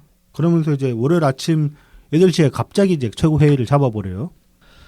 그날 이제 2월 19일 날 원래 이제 오전 10시인가 관훈 토론회가 있어요. 이준석 네네. 관훈 토론회가 있었는데 그러니까 이제 관훈 토론회가 있으니까 아침에 급하게 회의를 잡을 게 아니라 시간을 좀 두고 천천히 좀 회의를 하자 그렇게 이제 얘기를 했는데 이준석이 뭐 필요 없다 8시 회의인데 그래서 이제 강짜를 부렸다고 합니다.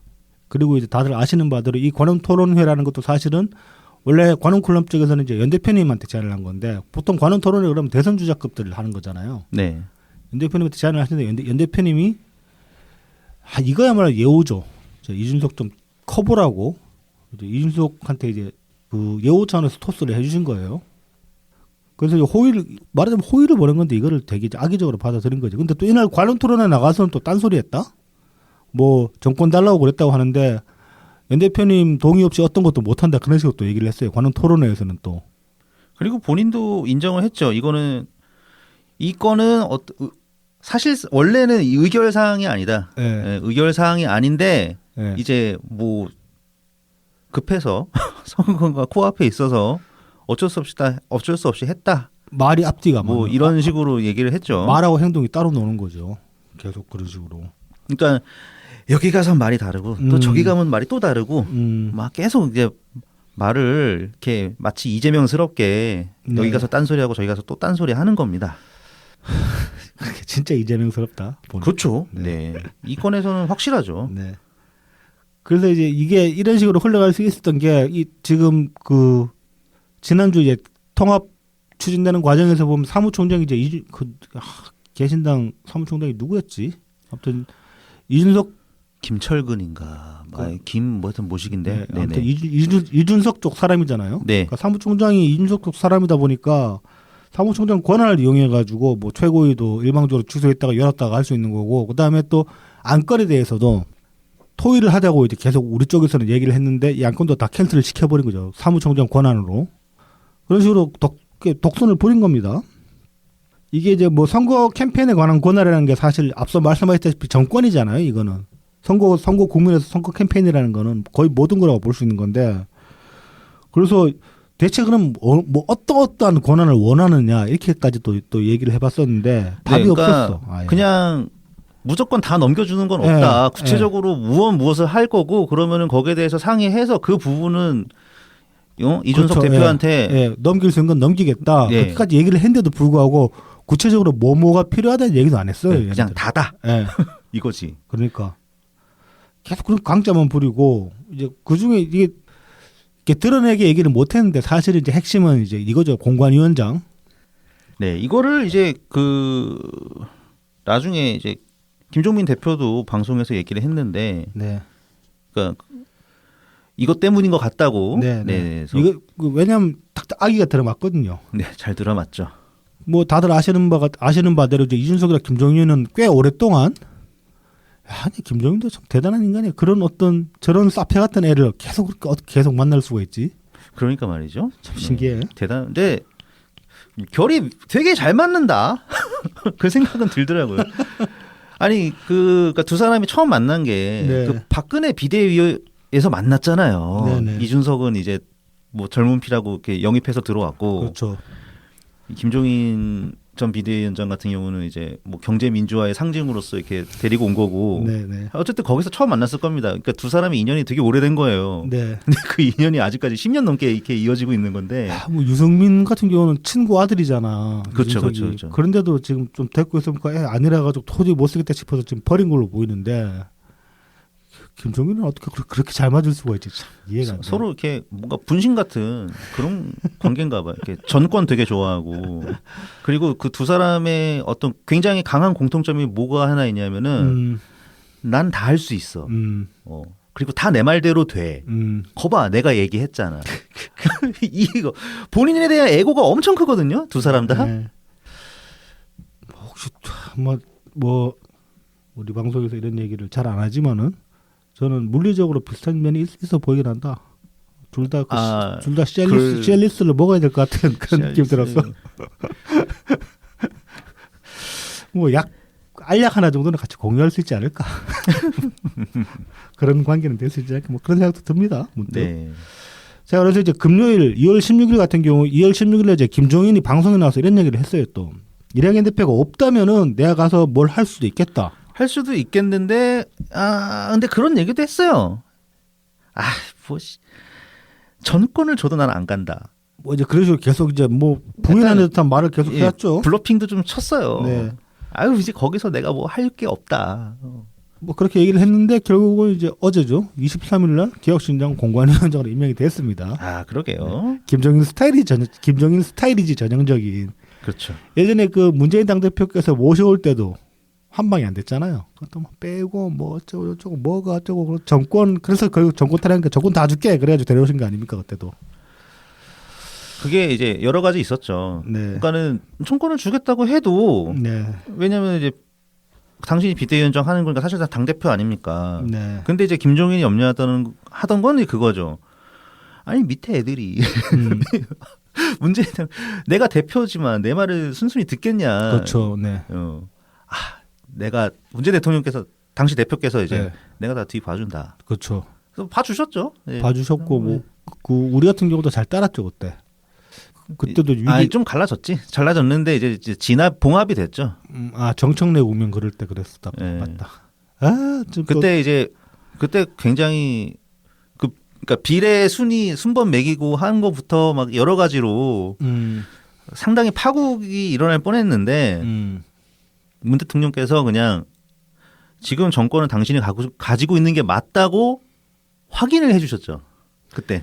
저는 그 국면 때 이제 또 그 흑역사가 하나 기억이 나는 게 정청래가 그때가 컷오프 되는 날이었어요. 네네. 컷오프 발표가 저녁 때 된가 그랬는데 그날 제가 딴지 라디오에 딱 한 번 출연한 적이 있거든요. 출연까지. 네, 청취자 컨텐츠로. 그래서 이제 그 이사간 벙커원에 녹음하러 갔었어. 그날이 이제 정청래가 컷오프 됐는데 그래가지고 좀 그 여러 가지 그날의 어떤 그 기억들이 좀 있어요. 쪽팔려.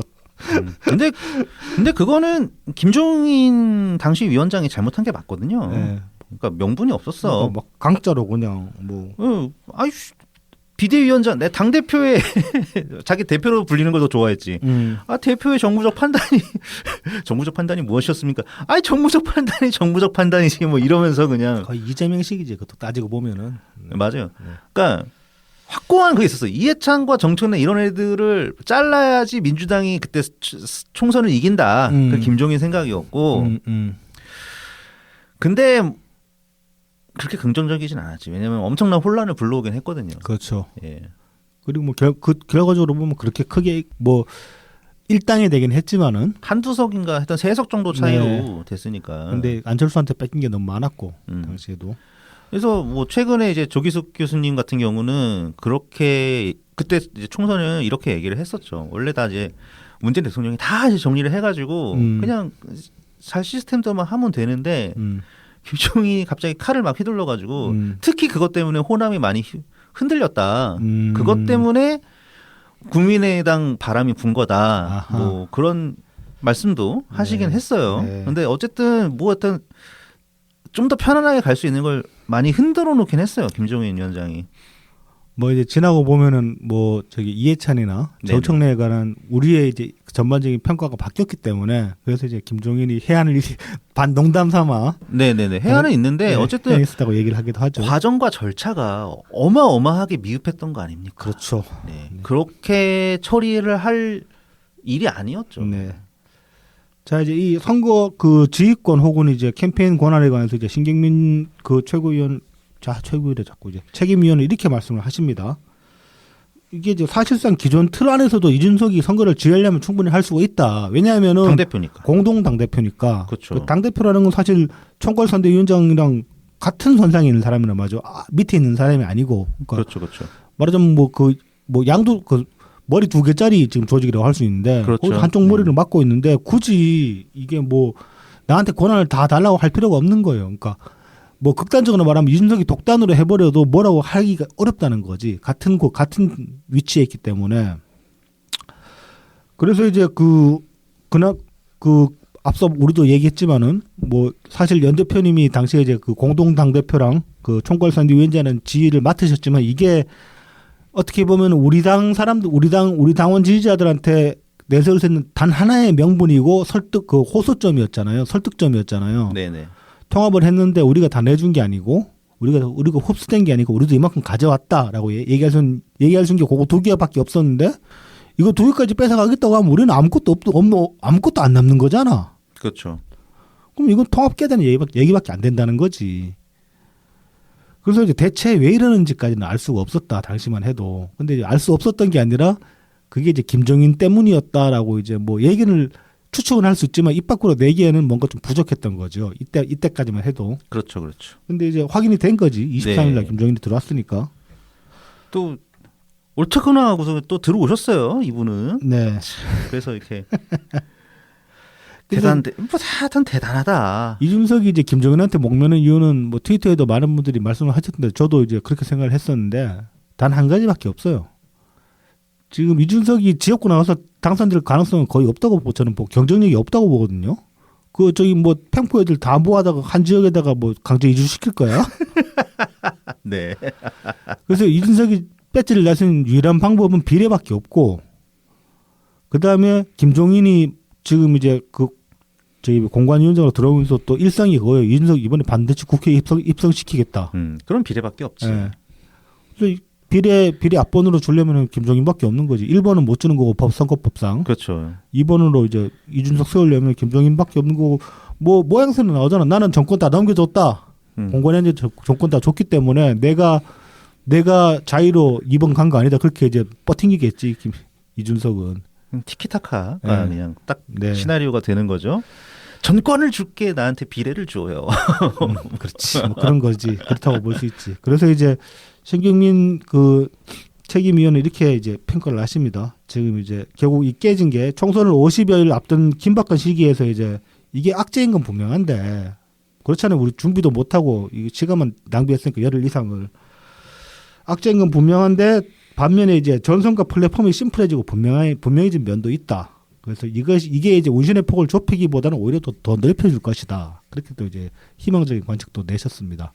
그리고 실제로도 보면은 뭐 이제 뭐 주로 이제 SNS상에서 제가 접하는 분들을 보면 이제 그런 말씀들을 실제로도 하세요. 그동안에 이제 우리가 통합한다고 얘기하고 나가지고 한동안은 영업을 하려고 하면 이게 셀즈 포인트가 안 나왔다. 이준석한테 막혀가지고 그 호불호가 극과 극으로 나뉘고 불호가 훨씬 많잖아요. 이준석에 관해서는 사실 무난한 인간이 아니다 보니까. 네.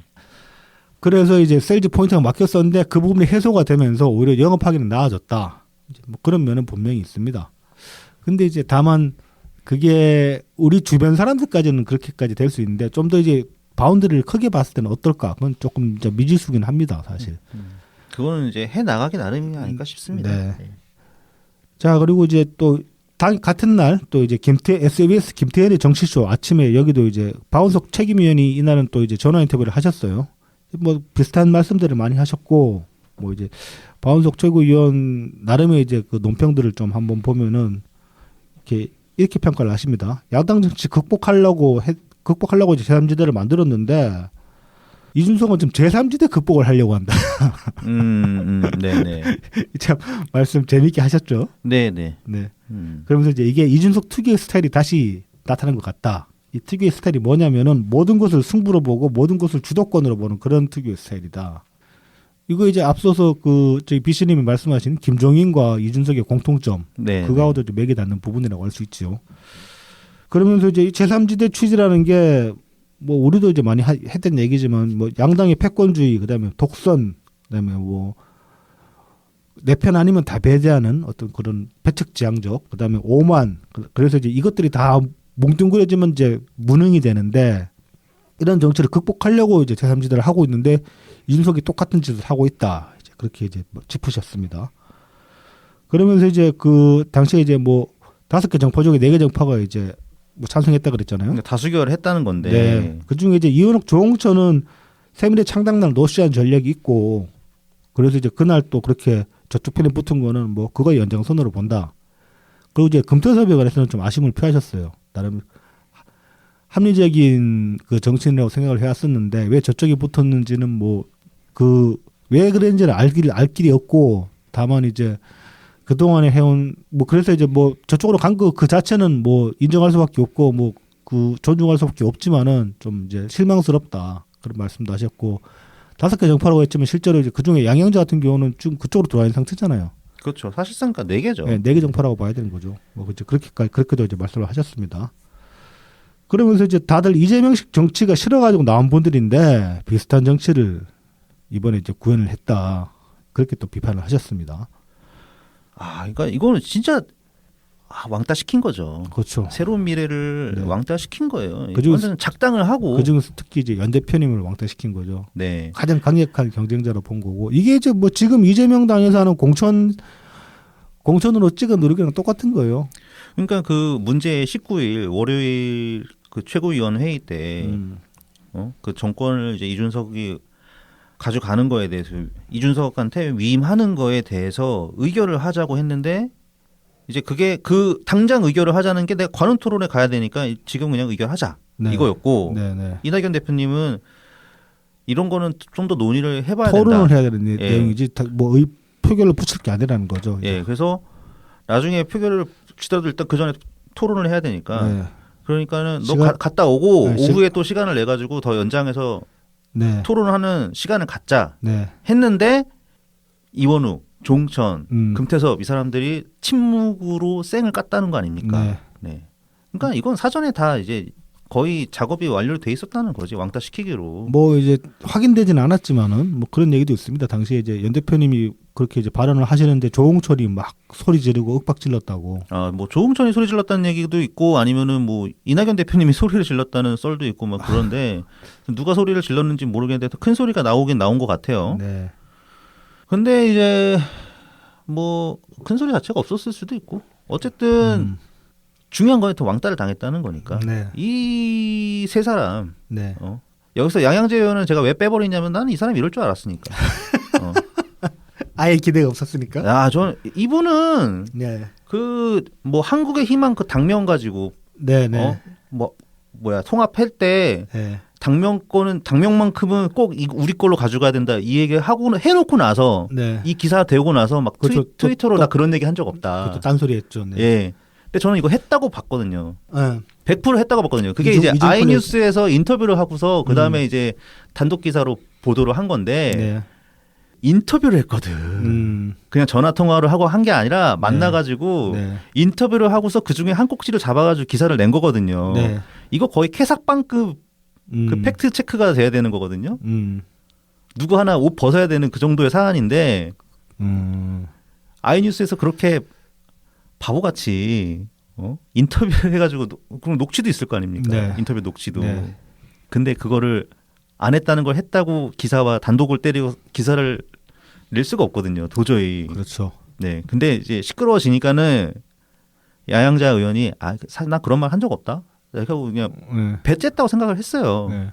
근데 그때도 이제 흐린 눈 해주고 그냥 넘어가 준 거지. 네. 이거 가지고 멱살 잡아 어차피 합쳐야 되니까. 그렇죠. 네. 근데 나는 이런 사람이라고 생각했다니까. 야양자 의원이 유일하게 잘한 거는 그 민영배 직거래 안 한 거 딱 하나밖에 없습니다. 뭐 근데 이제 당에서 그렇죠. 근데 이제 당에서 애초에 나오게 된 쫓겨나게 된 게 그 과정도 상당히 추잡스러웠잖아요. 그 보좌관 중에 하나가 성추행 저질러 가지고 네네네. 문제가 됐는데 그 이제 나중에 이야기 나온 거 나중에 이제 조사해서 밝혀진 거에 따르면 이제 그걸 무마시키려고도 했고 피해자한테 어떻게 좀 회유를 해가지고 무마시키려고도 했고 그 성추행 저지른 보좌관이 성추행이 성폭행이지 상습적인. 근데 이 보좌관이 양양자의 외사촌이에요. 애초에 외사촌을 보좌관으로 앉힌 것도 잘못이고. 근데 그 외사촌이 그렇게 사고를 쳤는데 얼마가 내부적으로 무마를 하려고 했다. 이거 사실 치명적인 거지. 그래서 20년인가 그때 당대표가 이해찬 때였나 그랬던 것 같은데 과감하게 쳐낸 거죠.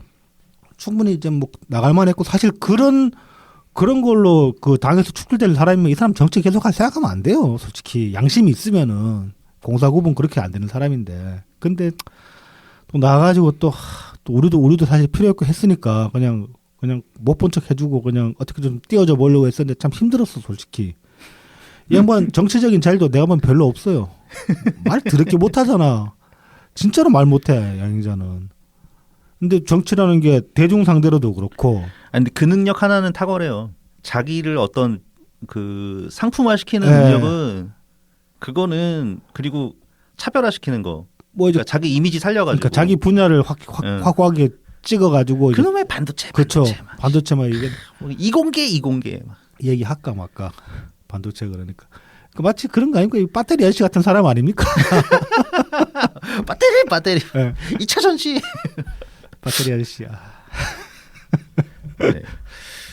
배터리 아저씨는 그냥 주식계에서 유명하신 분이에요. 네. 네. 뭐 어쨌든 근데 이제 그 양양자 착즙한 네. 양양자 의원 얘기가 길어졌는데 네, 착즙하느라 참 힘들었어요. 그동안에 그렇게. 정말 어떤 실망을 크게 준 거는 일단은 1순위로 하면은 금태섭일 것이고. 그렇습니다. 저도 금태섭 의원 같은 경우는 뭐 그 이제 우리랑 합치게 된다고 했을 때 초반부터 이제 막 조국 정국 때 그랬던 거 사과해야 된다 그런 얘기도 했었고. 네네. 그리고 그동안 했던 얘기들 보면 대부분 좀 옳은 얘기들이 많았기 때문에 따지고 보면은. 네네. 그래서 충분히 판단력이 있는 사람이라고 생각했는데 한순간에 저렇게 영합을 해버리나. 네, 여기서 눈을 감았죠. 네. 그다음에 이제 그 다음 순위가 이제 이원욱, 조홍천 의원인데 이분들은 우리 새로운 미래 이제 창당 대회 때 한 행동이 있어가지고 그렇죠. 네. 그것 때문에 이제 2순위가 된 거지. 네. 사실 거의 비슷한 배신감을 여기까지 눈을 감을 줄은 몰랐죠. 저는 뭐 그 사람들은 오히려 저는 그 사람들은 기대를 안 했고 저는 급태섭 한 사람 정도 굳이 실망감을 느낀다면은 실망감을 느낀다면 최고위로 가도 그렇게 막 온사이드하게 넘어갈 줄 몰랐어요. 나는 이 사람들이 그렇게 이준석한테 쉽게 넘겨줄 거라 생각을 안 했거든. 참 대체 그러고 나가지고 지금 뭐 조국천 같은 경우 이준석이 홍보를 제일 잘한다 그러는데 자기 지금 그 선거 자기 그 사무실에 걸려 있는 그 플래카드 보면은 키스. 예, 키스. 키워서 뭐 하고 그다음에 키워 쓰고 뭐 키워서 뭐 어쩌고 되면 뭐 쓰자 뭐 그런 건데. 그렇지. 슬로건도 기억도 안 나는데 기억도 안 날 정도면 얼마나 슬로건이 개판이냐고. 네. 키스. 이 섹슈얼 코드를 굉장히 좋아하죠 이준석이. 키스. 네. 다 있으니까. 그러니까 그게 천하람 당하고 네. 그다음에 누가 또 그 여자 누구야? 그러니까 보는 또 누가 당하고. 음주운전 2범. 음주전과 2범짜리. 그 다음에 이제 조홍천. 네. 뭐 그렇게 되는 건데. 그리고 저기 뭐 이현욱도 보니까 그 오렌지색 잠바 입고 뭐 눈 오는 날 우산 들고 그렇게 우산 쓰고 그러고 있던데 참 어쨌든 각안 나오더라. 근데 뭐 각자 행복한 길로 가는 거예요. 네. 예. 열심히 하시고. 다시는 보지 말자 진짜. 네, 다시는 보지 말자. 친한 척도 하지 말고. 눈앞에 띄지 말아야지. 자 그러면서 이제 박원석 책임위원이 이런 말씀을 하십니다. 이제 그 법에 빗대 가지고 이제 말씀을 하십니다. 헌법을 국무회의에서 고칠 수 있냐. 그렇죠. 그래서 이제 합의라는 게 말하자면 헌법이랑 마찬가지다. 상위법이랑 마찬가지 개념이라고 볼 수 있는 것이다. 만장일치로 결정을 한 것이고 가장 근간이 되는 거기 때문에. 자, 그래서 이제 뭐 또 이제 비슷한 말씀을 하십니다. 선거에 있어서 이준석이 이제 일정한 역할을 하는 것도 총괄선대위원장의 양해와 총괄선대위원장의 책임하에 이제 진행되는 게 맞다. 근데 사실상은 이제 아까 말씀드렸다시피 머리 2개 체제이기 때문에 이준석이 하려면 충분히 할 수 있다는 거죠. 굳이 권한을 나한테 다 달라고 얘기를 하지 않아도. 할 수는 있는데, 그러니까 하고 싶었던 거는 이낙연 대표에 대한 배제가 필요했던 거죠. 네. 그래서 이제 근데 굳이 이제 이거를 다 이준석한테 위임해야 된다 이런 식으로 하는 건 설득력이 없고 명분도 안 선다는 거죠. 그러면서 이제 뭐 속도와 효율이 이제 명분이라고 이야기하는데 이걸로 정당화할 수 있는 성질의 것이 아니다. 왜냐하면 애초에 합의문에 들어가 있는 걸 위배를 하는 거기 때문에. 그리고 실제로 뭐 속도 쪽으로 그러는데 얘네들 그렇게 우리랑 갈라서 난다면 그렇게 속도감 있게 뭘 하지도 못하고 있어요. 지금까지도 보면은. 없어요. 네. 그냥 그놈의 그 노인 무임 승차권이랑 그 여성 공무원 그 군필이랑 여성 징병이랑 뭐 그런 거밖에 네. 없어. 준비된 게. 네. 그리고 박원석 책임이 다른 방송에서 말씀하셨나? 단 한 번도 정책에 대한 게 의제로 올라간 적이 없었대요. 맨날 그건 저기 김정민 대표께서 이제 말씀하셨죠. 맨날 배복주 얘기만 했다고. 배복주만. 어젯밤에 카피우스가 이제 거기 가서 풍자를 하신 게 있죠. 그 이준석 뭐 배복주 완창 169시간 하면서 맨 앞자리에서 그거 완창한 거 다 들었던 판소리 김종민 씨 귀에서 피가 흘렀다 막 그런 이제 풍자하는 글도 올리고 하셨는데. 아니 그러니까는 뭐 이놈의 이준석이 네. 막 그 방송에 나와서 뻥카 치고 다녔던 게 뭐 이낙연 대표는 너무 결정을 미룬다. 그런 식으로 얘기를 뭐 했죠. 다 갖춰져야지만 뭘 하려고 한다.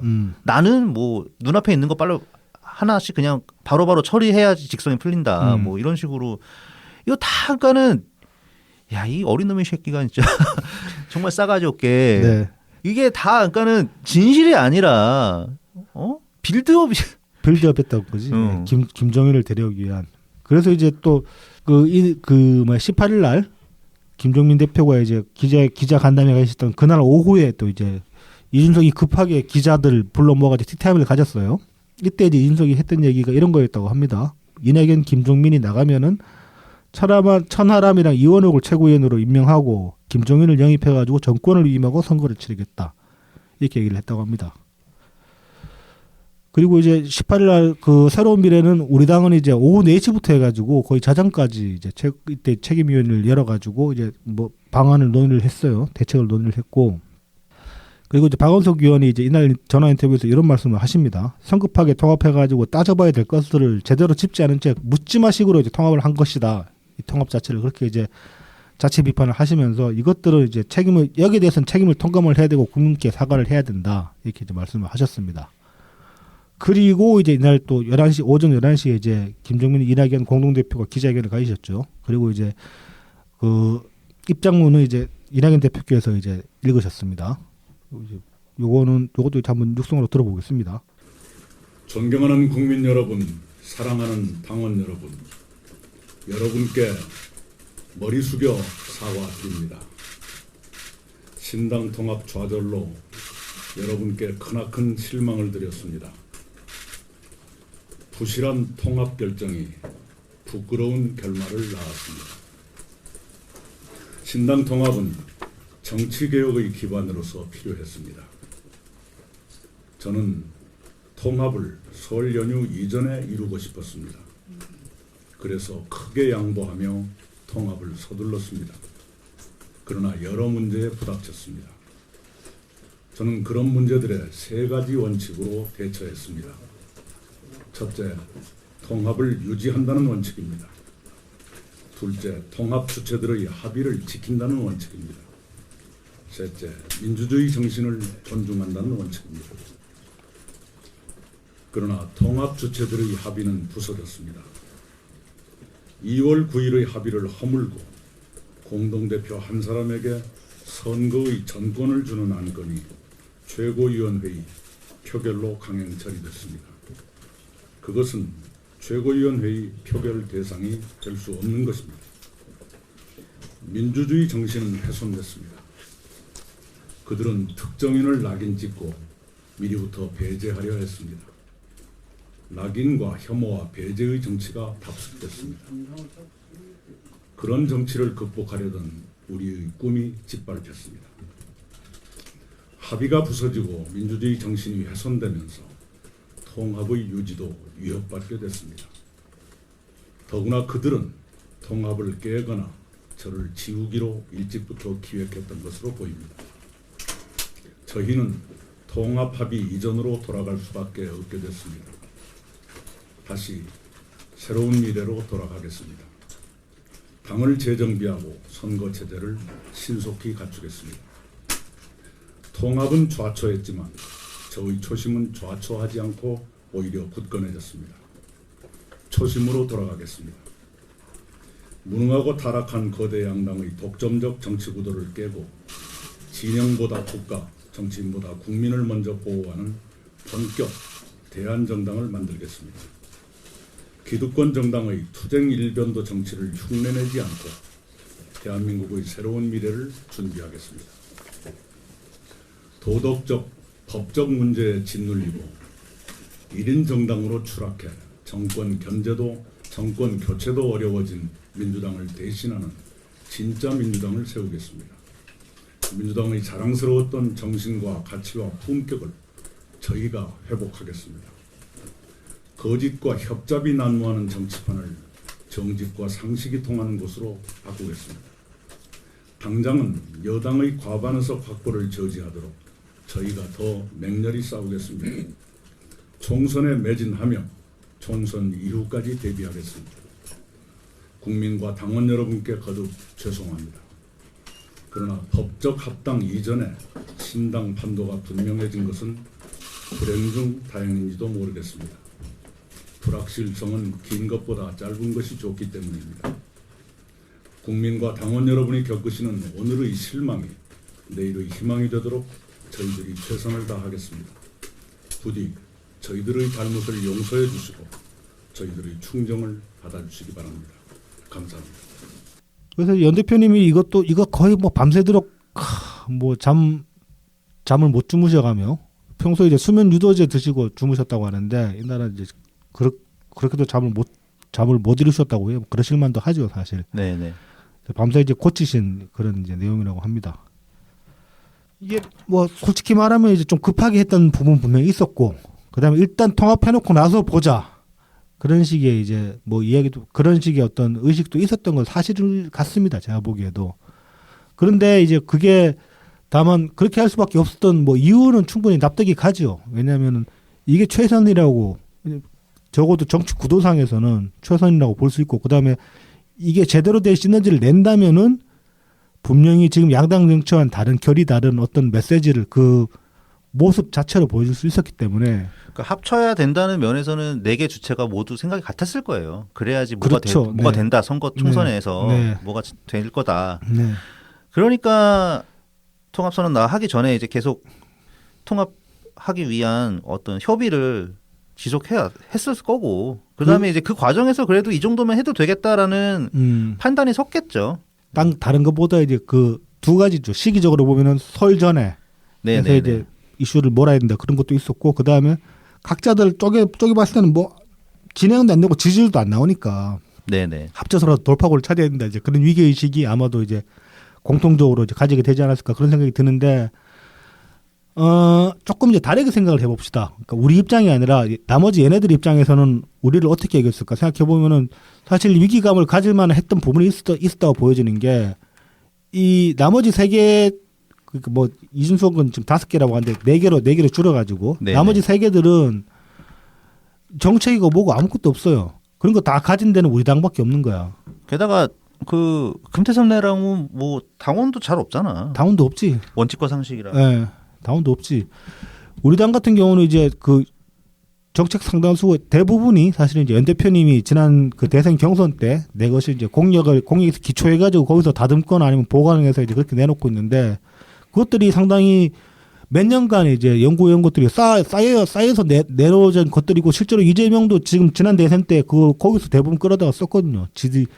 이해찬이 이제 주장해가지고 기본소득 같은 거 대선 때 덮어놓고 연 대표님 공약을 상도 끌어다 쓸 정도로 퀄리티가 높았단 말입니다. 그래서 이제 이미 수립된 정책도 우리는 다 있고 거의 다 있고 그다음에 체계도 잡혀 있고 무엇보다 당원이 뭐 이제 최소한 12만 원쯤 넘어가는 상태인데 그 정도로 당원까지 그 모든 진용을 다 갖춘 상태였기 때문에 나머지 애들이 보기에는 야 우리 그냥 들러리면 되는 거 아니냐.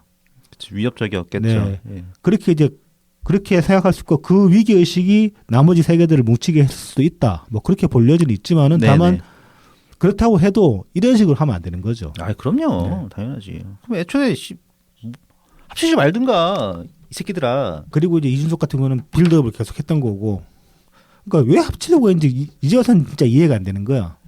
그러니까 약간의 그 먹튀도 할 생각을 했던 것 같아. 이것들이 아주 그냥. 먹튀 아니면 뭐 그럴 수도 있죠. 그러니까 합쳤다가 깬다고 했을 때 그 우리가 잠재적 경쟁자잖아요. 삼지대에서. 네네. 그럼 이제 우리 힘을 제살 깎아 먹으면서도 우리 어떤 그 힘을 약화시키기 위해서 의도적으로 열흘간 발목을 붙잡았던 거 아닌가. 저는 그런 생각도 듭니다. 아니 근데 자기들도 좀 붙잡히긴 하거든. 그게. 얘네들은 붙잡히나 마나 뭐 그 지지부진하기 때문에. 언제까지 지지부지할 거야? 김정인 오기 전까지는 어차피 할 수 있는 게 없기 때문에. 우리 영감님이 다 해주는 거야? 네. 우리 남신? 선거의 남신? 아니 그리고 이준석이 무슨 지난 대선 자기가 이끌어서 이겼다고 자꾸 그러는데 그것도 별로 웃기는 소리지 사실. 지난 대선은 내가 국힘당 선대위원장이라도 이겨. 그랬을 것 같은데. 그리고 내가 국힘당 후보였어도 이겨. 왜냐하면 상대가 내가 후보였으면 더 크게 이겼을지도 몰라. 나한테는 김건희가 없었잖아. 그러네. 나는 걸릴 게 없어요. 선거 나가면은. 저 새끼 뭐 하는 새끼야 이런 소리 나오지. 근데 애가 별게 더러운 게 없네. 그러니까 호구매님도 나 대한민국이랑 결혼했다 이러면 되잖아. 그렇지. 아니면은 뭐 대통령 돼가지고 장가 가겠습니다. 얼마나 훈훈해. 나는 제2부속실을 없애는 게 아니라 그냥 필요가 없다. 그러니까 뭐 지난 대선은 그냥 이재명 모든 게 국힘의 승리 요인은 이재명 하나로 다 귀결이 되잖아요. 정책이고 실제로 정책 제대로 나온 거 기억나는 것도 하나도 없고. 근데 무슨 자기가 정책을 잘하네, 홍보를 잘하네. 비단 주머니 3개 윤석열한테 줬다라는 이 얘기가 사실 그때 제일 웃겼어요. 뭘 줬냐? 그러니까 얼마나 자아도취가 심하면은 아유. 이 삼국지충은 하여튼 없애야 돼. 자, 그래서 이제 20일 날 11시에 이렇게 다시 이제 우리는 이제 우리의 독자 노선을 가기로 했고, 그러고 나서 이 결정 이후에 그 이제 연 대표님이나 김정민 대표님이나 이제 이런저런 방송에서 이제 많이 이제 인터뷰도 하시고 그러고 있는 상황인데, 이게 좀 재밌는 게 그런 게 있어요. 김정민 대표 같은 경우는 방송 출연마다 이제 적극적으로 이제 공세적으로 많이 말씀을 하십니다. 특히 이제 개혁신당이나 민주당 둘 다 공세적으로 말씀을 하시는 반면에 이낙연 대표님은 민주당에 관해서는 이제 비판적 입장을 굉장히 강하게 이제 보이시고, 그다음 윤석열에 대해서도 그러시지만은 개혁신당에 관해서는 별다른 코멘트를 안 하세요. 그냥 보면은 뭐 이를테면은 경상보조금 6억 6천 어떻게 할 거냐 그렇게 질문을 하니까 알아서 잘하시겠죠. 그렇죠. 네. 그거는 이제. 근데 이제 어차피 그게 사실 뭐 딱히 우리 돈이 돼야 되는 것도 아니니까. 근데 뭐 김정민 대표 같은 경우는 뭐 어떻게든 반납을 시켜야 돼 이제 좀 구체적으로 말씀을 하시는데. 그리고 이제 또 어저께는 이제 그 김종인이 이제 공관위원장 됐다 어떻게 생각하냐 그러니까 네, 잘 되시길 바랍니다. 네, 뭐 끝이야. 뭐 알아서 잘. 그러니까 이거 이제 그 뭐 우리식으로 표현하면 알바임 이런 거고. 그렇죠. 네. 그리고 이제 한편으로 보면 이게 저는 연 대표님이 그 개혁신당에 보이실 수 있는 불쾌감의 가장 높은 수위가 아닐까, 높은 수위의 불쾌감이 그렇죠. 아닐까, 뭐 그런 그렇죠. 생각도 듭니다. 네. 그리고 전선이 일단 어쨌든 우리 그 새로운 미래의 네. 목표는 네. 양당 기득권 정치를 이제 타파하는 거니까 네. 뭐 전선이 굳이 뭐 개혁신당 뭐 까지 잔잔바리 그렇죠. 갈 필요도 없고 까지 네. 갈 필요 없고 네. 민주당에 더 포커스를 맞추는 게 민주당과 국민의힘 윤석열 정부의 포커스를 맞추는 게 좀 더 낫죠. 낫긴. 그리고 이제 저는 좀 이게 좀 뭐 되게 좀 긍정적으로 보였던 게 이게 지금 우리 당 대표 두 분이 서로 이제 어떤 롤을 합의를 해서 이제 롤플레이를 짜맞추신 게 아니고 그냥 본인들 원래 하시던 대로 하시는 건데 근데 이게 보면은 묘하게 상호 보완적이라는 느낌이 들어요. 네네. 그 연 대표님 같은 경우는 이제 좀 진중하게 말씀을 하시는데 그래서 이제 뭐 우리 같은 경우는 되게 좋아하지만 그런 스타일을 뭐 기자들이 이렇게 좀 재밌게 골라내는 만한 말씀은 잘 안 하시잖아요. 보면 말씀 표현을 이제 부드럽게 하시는 편이니까. 네네. 그래서 전달력은 좋은 반면에 뭔가 팍팍 꽂히는 그런 맛은 없는데 김정민 대표는 상당히 상반되는 캐릭터란 말이죠. 시원시원하게 말씀을 하시고 기자들이 좋아할 만한 워딩 팍팍 던져주고. 네. 그래서 이제 어쩌면 연 대표님한테 부족한 부분이었을 그러니까 아쉬웠다고 생각되는 부분이 지금 부분을 김정민 대표님이 채워주고 있는 그런 느낌이 어느 일정 부분 들거든요. 메시지에 있어가지고서. 그래서 뭐 어쩌다 보니 지금 두 분이 공동 당대표를 하게 된 거기는 한데 막상 그렇게 해놓고 나서면 케미가 꽤 괜찮아 보인다. 적어도 네, 대외적으로 보기에는. 그래서 두 분 오래 가셨으면 좋겠다. 뭐 이제 그런 생각도 들었습니다. 네네. 자, 그래서 네, 한 주 동안에 이제 다시 돌아온 새로운 미래의 네. 상황을 살펴봤고요. 그리고 이제 기성정당이 이제 공식 출범 앞서 이제 말씀드렸지만은 기성정당이 공식 출범을 했는데 요 관련해서 기사들을 몇 개 좀 봅시다. 2월 20일 한국일보 기사인데 이건 이제 용해인의 어떤 행보에 대해서 이제 짚고 있어요. 이게 그 용해인이 지금 민주당 그 지역구 몇 군데에서 여론조사를 돌렸다고 해요. 2월 20일 그 시점에 네. 보면은 주로 이제 뭐 민주당 그 의원들이 이제 공탈된 케이스나 아니면은 좀 소위 말하면 좀 달달한 지역구들 골라가지고 좀 그 여론조사를 돌렸다고 합니다. 보면은 대표적인 게 이제 김영주 국회부위원장 지역구 이제 영등포 갑 이런데 여기도 돌리고 또 이제 저기 어디야 성남 중원에서 돌렸다고 해요. 네네. 그런 식으로 이제 한 7, 8개 지역 정도에서 여론조사를 자기 이름 집어넣어가지고 돌렸다고 하는데 그러면서 이제 용해인이 뭐 그 지역 이렇게 돌린 지역구마다 이제 나름대로 출마 명분을 지금 이제 뭐 만들고 있다 그렇게 얘기를 합니다. 민주당 측 관계자는. 그래서 성남 같은 경우는 기본소득이 가장 먼저 시작된 곳이다. 그 다음에 영등포는 용해인이 지금 영등포에 살고 있다고 해요. 그래서 자기 동네라 가지고 뭐 그런 식으로 이제 이 지금 출마할 만한 곳을 이제 입지를 하고 있다. 그래서 이제 좀 황당하다. 뭐 그렇게 얘기를 합니다. 근데 정작 이제 용해인 측에서는 뭐 또 이제 부인을 합니다. 그런 거 아니다. 뭐 그냥 돌려본 거다. 그런 식으로 얘기를 하는데 말도 안 되는 소리고. 뭐 그냥 왜 돌려봐?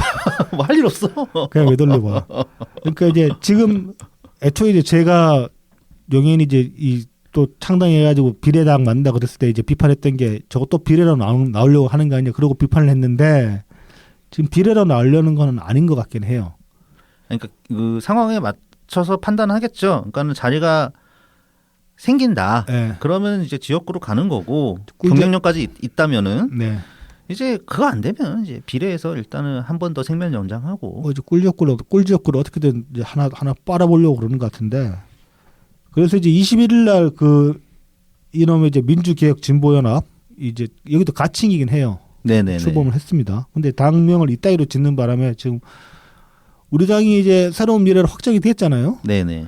사실 이제 연 대표님 바람은 이제 민주당의 어떤 적통이라는 그런 뉘앙스를 주기 위해서 이제 그런 뉘앙스를 주는 당명을 교체를 했으면 좋겠다. 그다음에 좀 친숙하면서 민주당의 적통이라는 적통의 이제 정통 우리가 진짜 민주당이다. 그런 이미지를 내세울 수 있는 당명으로 바꾸기를 이제 좀 바라셨던 것 같은데, 근데 이제 결국 새로운 미래를 확정을 하게 됐습니다. 근데 그렇게 된 이유 중에는 당명을 민주개혁진보연합으로 지으니까 웬만한 당명 우리가 지을 수 있는 웬만한 당명은 하나씩 다 걸릴 것 같은 단어들 다 집어넣어놨거든. 네네네. 그래가지고 어떻게 좀 바꾸기도 좀 애매해졌어요. 그래가지고 그런 것도 있는 것 같아. 자, 그래서 얘네들이 그 지금 여기는 지금 뭐 진보당이랑 그 용해인당이랑 또 시민단체 연합 뭐 그런 데랑 그 또 어디야? 저기 그 사람 누구냐? 옛날에 정의당 있다가 천호선당이랑 거기가 이제 3인당, 네, 3인당. 사회민주당. 네, 아무튼 이제 뭐 5개 당인가 지금 4개 당인가 연합을 해가지고 이제 나왔어요 여기가. 그래서 지금 민주당이랑 이제 어떤 식으로 그 공천을 합의를 했냐면은 뭐 이제 진보당 후보들 같은 경우는 진보당 후보가 출마한 전국의 모든 지역구에서 여론조사 방식의 경선을 통해 후보를 단일화하겠다. 다만 호남과 대구, 경북은 예외고 이제 울산 북구의 경우에는 진보당 후보로 단일화를 한다. 이상현 후 아까 이제 말씀하셨던 이상헌. 네, 이상헌 의원 재선 성공한. 그리고 이제 새진보연합은 모든 지역구에서 여기도 이제 뭐 여론조사를 돌려가지고 후보 단일화를 하겠다고 합니다. 그리고 이제 비례 후보 관련해 가지고는 진보당이랑 새진보연합이 각 3명씩. 네, 그래서 총 6석. 네, 그리고 국민 후보로 이제 뭐 4명을 올리는데 이거는 시민사회단체 대표인 연합정치시민회의라는 데서 이제 뭐 추천을 해가지고 4명을 올리겠다고 합니다.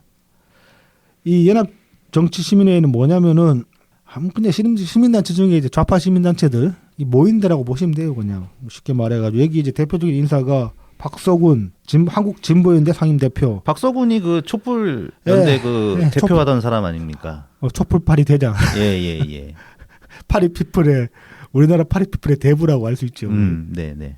그리고 이제 뭐 진영종 시민사회단체 연대회의 공동대표, 조성호 전국 비상시국회의 상임대표 이 세 사람이 공동위원장이고 그다음에 뭐 이외에도 함성도 있고 뭐 민노총 위원장들도 있고 전농 의장들도 있고 통진당 의원 오병윤 이 사람도 있고 뭐 김민교 전 정교조 부위원장 경제정의 실천연합 윤순철 전 사무총장 이런 사람들이 이제 포함된 그런 이제 연합 단체라고 합니다.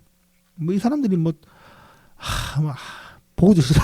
이쪽은 쳐다보기도 싫어 진짜로. 네네. 근데 이쪽에서 지금 이제 4명을 올려가지고 총 10명을 앞쪽에 배치를 하고 그다음에 나머지 한 10명 정도는 민주당이 그래서 비례 순번은 뭐 30번까지 갈 거라고 하는데 실제로 이제 뭐 박홍근 피셜 뭐 실제로 한 20석까지 먹을 수 있기 때문에 30번까지 가는 거 의미가 없을 것 같고 그것도 이제 많이 본 거죠. 많이 본 거죠. 20번이 당선된 사례가 없는 걸로 알고 있는데 양당 공이. 네. 지금 우리가 다 뺏어 먹어야 돼 이거를 이 파일을. 그렇죠. 네. 자 이제 그래서 이 양당의 위성정당 구도를 한번 살펴보면은 국힘 같은 경우는 그냥 제살 떼어 가지고 분신을 만든 겁니다. 그렇잖아요. 국힘에서 뭐 공탈자들이나 아니면 뭐 이제 자리 줄 만한 사람들 몇 명 당 밖으로 내보내가지고 위성정당을 만들고 있는데 민주당은 달라요. 외부 세력을 끌어와 가지고 지금 이제 그렇게 당을 만들었고 그래서 이제 굳이 비교를 하자면 국힘은 위성정당이라는 그 정의에 부합한다고 볼 수 있고 민주당 같은 경우는 위성보다는 기생이라고 말하는 게 더 적합하다. 뭐 그렇게 볼 수 있고 민주당 같은 경우는 지금 이제 뭐 그 끌어온 세력들도 사실 의석이 궁하긴 한데 더 아쉬운 건 민주당이란 말이죠. 왜냐하면 방탄을 해야 되니까 딴 거보다. 네네 그렇죠. 그래서 결국은 지금 민주당이 갑이 될 수가 없다. 자기들이 지금 의석을 나눠줘야 되는 상황임에도 불구하고 오히려 저자세로 굴 수밖에 없는 그런 구도를 지들 스스로 자초를 했다. 뭐 그렇게 볼 수 있는 겁니다. 이게 이해찬 때랑 다른 거라고 할 수 있는 거죠. 지난 총선 때랑. 지난 총선 때는 민주당이 그 궁할 필요는 없었잖아요, 사실. 그리고 지난 총선 때는 모든 게 다 하나로 귀결됐지 않습니까? 문재인 프리미엄으로. 그게 뭐 선거 정책이고 캠페인이고 모든 걸 다 압살할 수 있는 그런 상황이었잖아요. 그러니까 그러니까 민주당이 갑일 수가 있었지. 우리가 니들한테 시혜를 베풀겠다 이렇게 말할 수 있는 위치였지만은 지금은 구도가 전혀 그렇지가 않다는 거죠.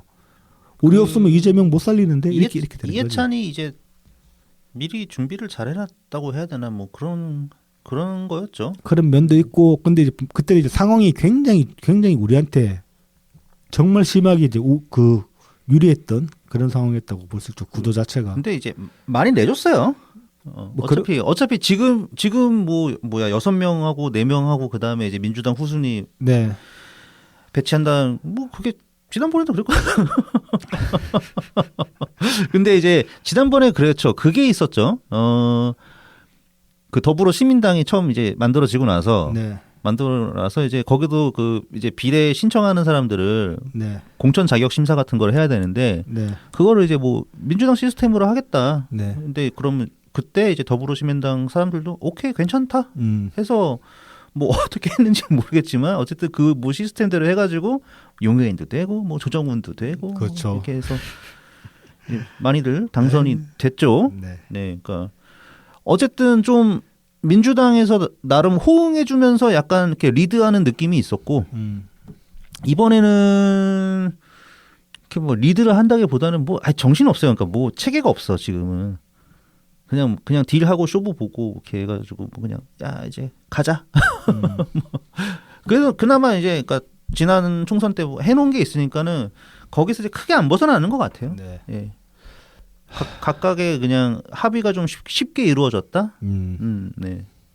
아무튼 그래서 지금은 제가 보기에는 기생정당한테 민주당이 오히려 끌려가는 형국이다.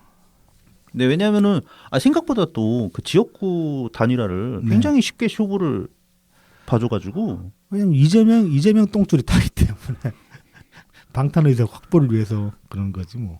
다른 이유가 없어요. 근데 뭐 어쨌든 여론조사 경선으로 이제 정한다고 했으니까 그 울산 북구 을만 빼고 근데 그쪽에서 하는 여론조사 경선을 과연 믿을 수가 있겠습니까?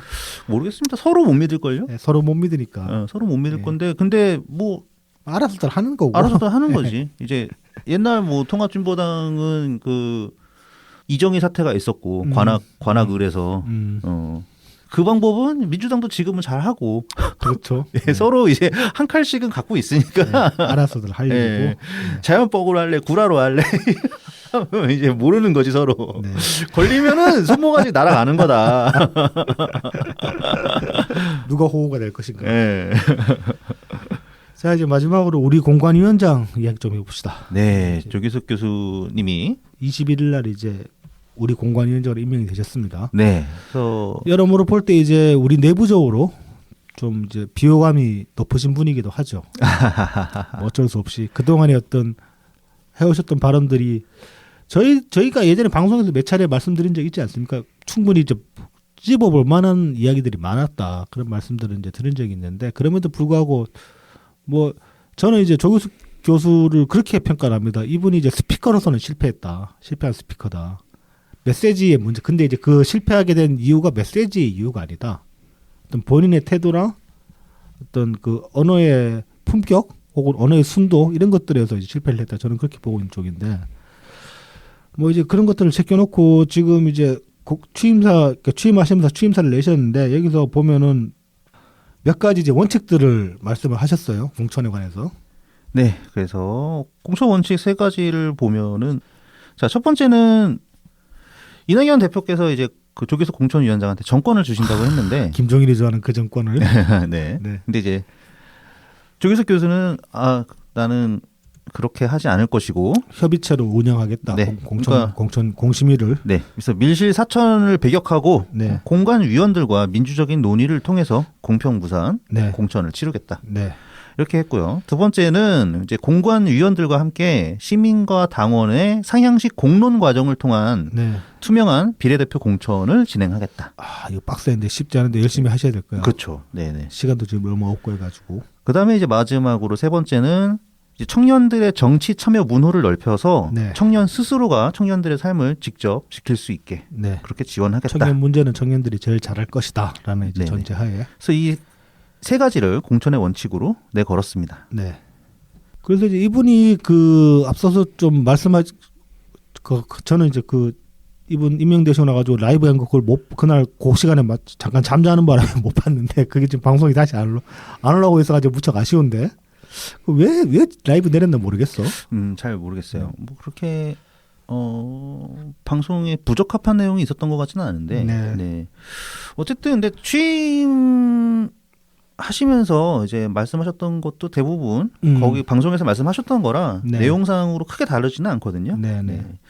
자, 그다음에 이제 공천관리위원회 목표는 이번 총선 때 원내 교섭단체로 진입하는 것. 네. 그래서 20석 이상이 목표가 되겠죠. 그리고 30석 정도라고 이제 그렇게 이제 네. 말씀을 하셨어요. 이건 이제 연 대표님이랑 비슷하게 이제 말씀을 그렇죠. 하시는 거고. 그래서 원내 진입하고 난 다음에는 이제 대화와 상생의 정치가 네. 작동할 수 있도록 새로운 미래가 지렛대 역할을 하는. 그리고 이제 취임사에는 구체적으로 안 쓰시긴 했는데 이제 이게 어디 SNS에 쓰신 탑글인가에 보면 그런 내용이 있어요. 그러니까 이 공관 인력을 맡게 되신 게 우리 당으로 들어오시게 된 게 애초에 그 개혁신당과의 통합에 있어가지고서 가장 그걸 강하게 그동안 주장을 해오셨고 실제로 이제 실무적으로 많이 이제 뭐 조언을 하면서 이제 많이 푸시를 하셨다고 해요. 원회에서 당 밖에서. 그래서 이제 스스로는 이 통합에 대해서 통합에 이제 좀 많은 이제 영향을 주고 역할을 했다고 생각을 하는데 그런데 이제 그 당이 저런 식으로 깨져버렸잖아요. 이제 원래는 미래대연합과 이제 네네. 그렇죠. 새로운 미래가 네, 통합하는 것 정도까지만 딱 진행을 네. 하려고 생각을 하셨는데 네. 갑자기 전격적으로 네. 그 개혁신당과도 합의가 돼버리면서 네. 그거는 본인이 조기숙 교수께서 의도까지 한 부분은 아니었다. 하지만 어쨌든 통합을 뒤에서 물신양면 본인도 어떤 이론적인 정당성이나 이런 것들을 위해서 지원을 해왔기 때문에 아 그리고 그동안에 계속 이렇게 좀 립 서비스 많이 했어요. 보면 예. 이준석이 관해서 막 노무현 생각난다 그런 소리까지 하고 그래가지고 그런 말씀까지 하셨죠. 예. 그래서 이제 거기에 관한 어떤 공통된 책임감도 느꼈기 때문에 그래서 이제 합류하신 거다 이제 그런 말씀도 하셨어요. 어쨌든 이제 그 통합이 깨지고 나서 거기에 대해서 이제 네. 책임감을 느끼셨기 때문에 네. 그날 그런 글을 네. SNS를 통해서 올리셨고 네.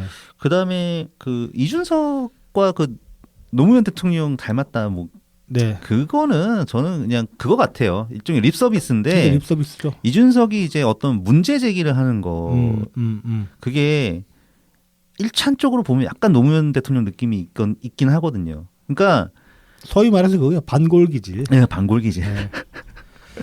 별거 아닌데 그걸 이제 엄청 띄워준 거지. 엄청 띄워준 거예요. 네. 근데 이제 그 점에 대해서는 뭐 조기숙 교수도 지금은 뭐 후회하실 것 같아요. 그냥 네네. 그냥 넘어가면 될 것 같고 뭐 중요한 건 아니고 네. 지금 와서는 저는 그래서 이제 조기숙 교수님에 대해서 조기숙 이제 공관위원장에 대해서 이제 많은 분들이 좀 뭐 그동안에 미움이 워낙 쌓인 게 많기 때문에 그러니까 몇 가지에 동의를 못하는 네. 약간 지엽적인 부분들이 있어요. 네. 그러니까 그런 것들이 있어서 그렇지 이분이 말씀하시는 그 큰 과정은 네. 큰 줄기는 사실 동의할 만한 부분이 많고 네. 그다음에 뭐 문재인 정부 때 부동산 정책에 대해서 비판을 하신 것도 그건- 이분이 부동산 전문가가 아닌 게 문제가 될 수는 있는데 네. 사실 그렇게 무리한 주문을 하신 건 없거든요. 그러니까 없긴 하거든요. 저는 이제 그 점에서도 이분이 실패한 이제 스피커라고 보는 거예요. 그다음 메시지 전달하는 방식이 이게 들어먹히게 말을 하신 게 아니고 그냥 확 뱉어버렸기 때문에 저희도 이제 방송 준비하면서 늘상 그런 얘기 하잖아요. 무슨 말을 해도 들어먹히게 해야 된다. 그러니까 청취자분들이 수용하실 수 있을 수준의 어떤 방식을 우리가 찾아야 된다. 그렇게 많이 얘기를 하잖아요. 그 점에서 조기숙 교수는 저는 실패했다고 보는 것이고 그리고 이제 저는 공관위원장으로서는 꽤 괜찮은 인사라고 봅니다. 그러니까 뭐 이분이 이제 학자였기 때문에 어떤 식의 주장을 펼칠 때 항상 근거를 어떻게든 챙겨가지고 말씀을 하시는 편이잖아요. 그게 이제 공천이라는 것도 이 사람을 공천을 시키든지 아니면 낙천을 시키든지 간에 근거가 있어야 되는 거잖아요. 근데 김종인식으로 정무적 판단에 의한 겁니다. 이딴 식으로 하면은 반발이 심하게 일어나겠지. 아, 그렇죠. 근데 그런 점에서 보면 조기숙 교수가 그동안에 보여줬던 태도 면에서 항상 이제 일관성을 가졌던 게 그런 거거든요. 주장에 있어서 항상 근거를 가지고 얘기를 한다. 그 점에서 보면 이제 공천 관리를 하는데도 적합한 인사라고 할 수 있는 것이고 저는 무엇보다 이제 그 점을 말씀드리고 싶습니다. 이제 문파 혹은 이제 지금 이제 우리 당원 지지자들이 조기숙 교수에 관해서 일관되게 이제 좀 미움을 가진 면들이 분명히 있잖아요. 부정적인 감정들을 가진 것들이 분명히 있잖아요. 근데 이제 그럼에도 불구하고 조기숙 교수는 항상 자기가 하고 싶은 이야기들을 해왔어요. 그건 뭘 말하는 거냐? 이 양반은 미움받을 준비가 되어 있는 사람이라는 거예요. 네네. 미움받는 거에 대해서 그렇게 연연해하지 않는 사람이라는 거죠. 그런 점에서 보면은 흑화될 일이 없다 이렇게 볼 수 있죠. 그렇죠. 예. 그렇게 보면은 이 공관위원장이라는 건 이제 후보들한테 온갖 미움을 다 받아야 되는 위치에 있는 사람입니다. 근데 이제 거기서 굉장히 이 방어력이 세단 말이죠. 말하자면 멘탈이 강한 사람이 내성이 있는.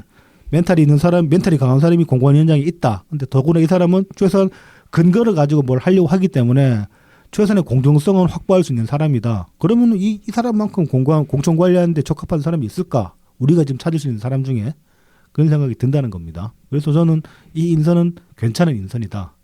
우리가 지금 찾을 수 있는 카드 중에는 거의 최선 중에 하나가 아닐까 뭐 그렇게 생각을 합니다. 그리고 이제 이 부분이 또 포인트가 될 것 같아요. 나중에 이게 잘 되면 민주당에서 이제 대거 네. 탈당해서 이제 새로운 미래로 넘어올 수 있는데 네네. 넘어오면은 이제 그분들도 우리 새로운 미래 공천을 받아야 되는 그렇죠. 거잖아요. 조기숙 이제 공관위원장이 심사를 네네. 하겠죠. 근데 이제 우리가 뭐 마음에 드는 사람만 넘어오지 않을 수도 있고 아니면은 100% 그렇죠, 그거야 당연히. 민주당에서도 문제가 돼서 새로운 미래에서도 네. 문제가 될 수 있을 만한 인사가 넘어올 수도 있는 거거든요. 그렇죠. 예. 그런 거에 있어서도 이제 공천을 공정하게 진행을 해야 되는. 그렇죠. 근데 그거를 할 수 있을 만한 네. 그런 위치에 있다. 네. 이렇게 어떤 개인적인 관계에 휘둘리지 않고 공정하게 기준에 맞게 네. 행동하실 수 있는 분 아닌가 네. 그런 생각이 들더라고요. 그래서 뭐 이제 조규석 공관위원장을 뭐 이제는 뭐 좋아해야 된다, 착즙해야 된다 그런 얘기가 아니라 그냥 약간은 거리를 두고 지켜봤을 때 저 사람이 저 자리에 적합한 사람인가 부적합한 사람인가 한번 네. 생각을 해보자. 네. 뭐 이제 그런 말씀을 드리고 싶습니다. 그러니까 좋고 싫고가 중요한 게 아니라 그렇죠. 그냥 괜찮은 것 같다. 네, 예. 적합하다. 네, 네. 제가 보기에는 그러니까 뭐, 딱히 문제가 되는 부분은 못 찾겠다. 네. 예, 그런 겁니다. 네. 김종인보단 낫지 뭐. 100번 낫죠. 네. 비교할 게 못 되지 어떻게 보면. 그렇죠. 네. 영감님의 전성 영광의 시대는 끝났어요.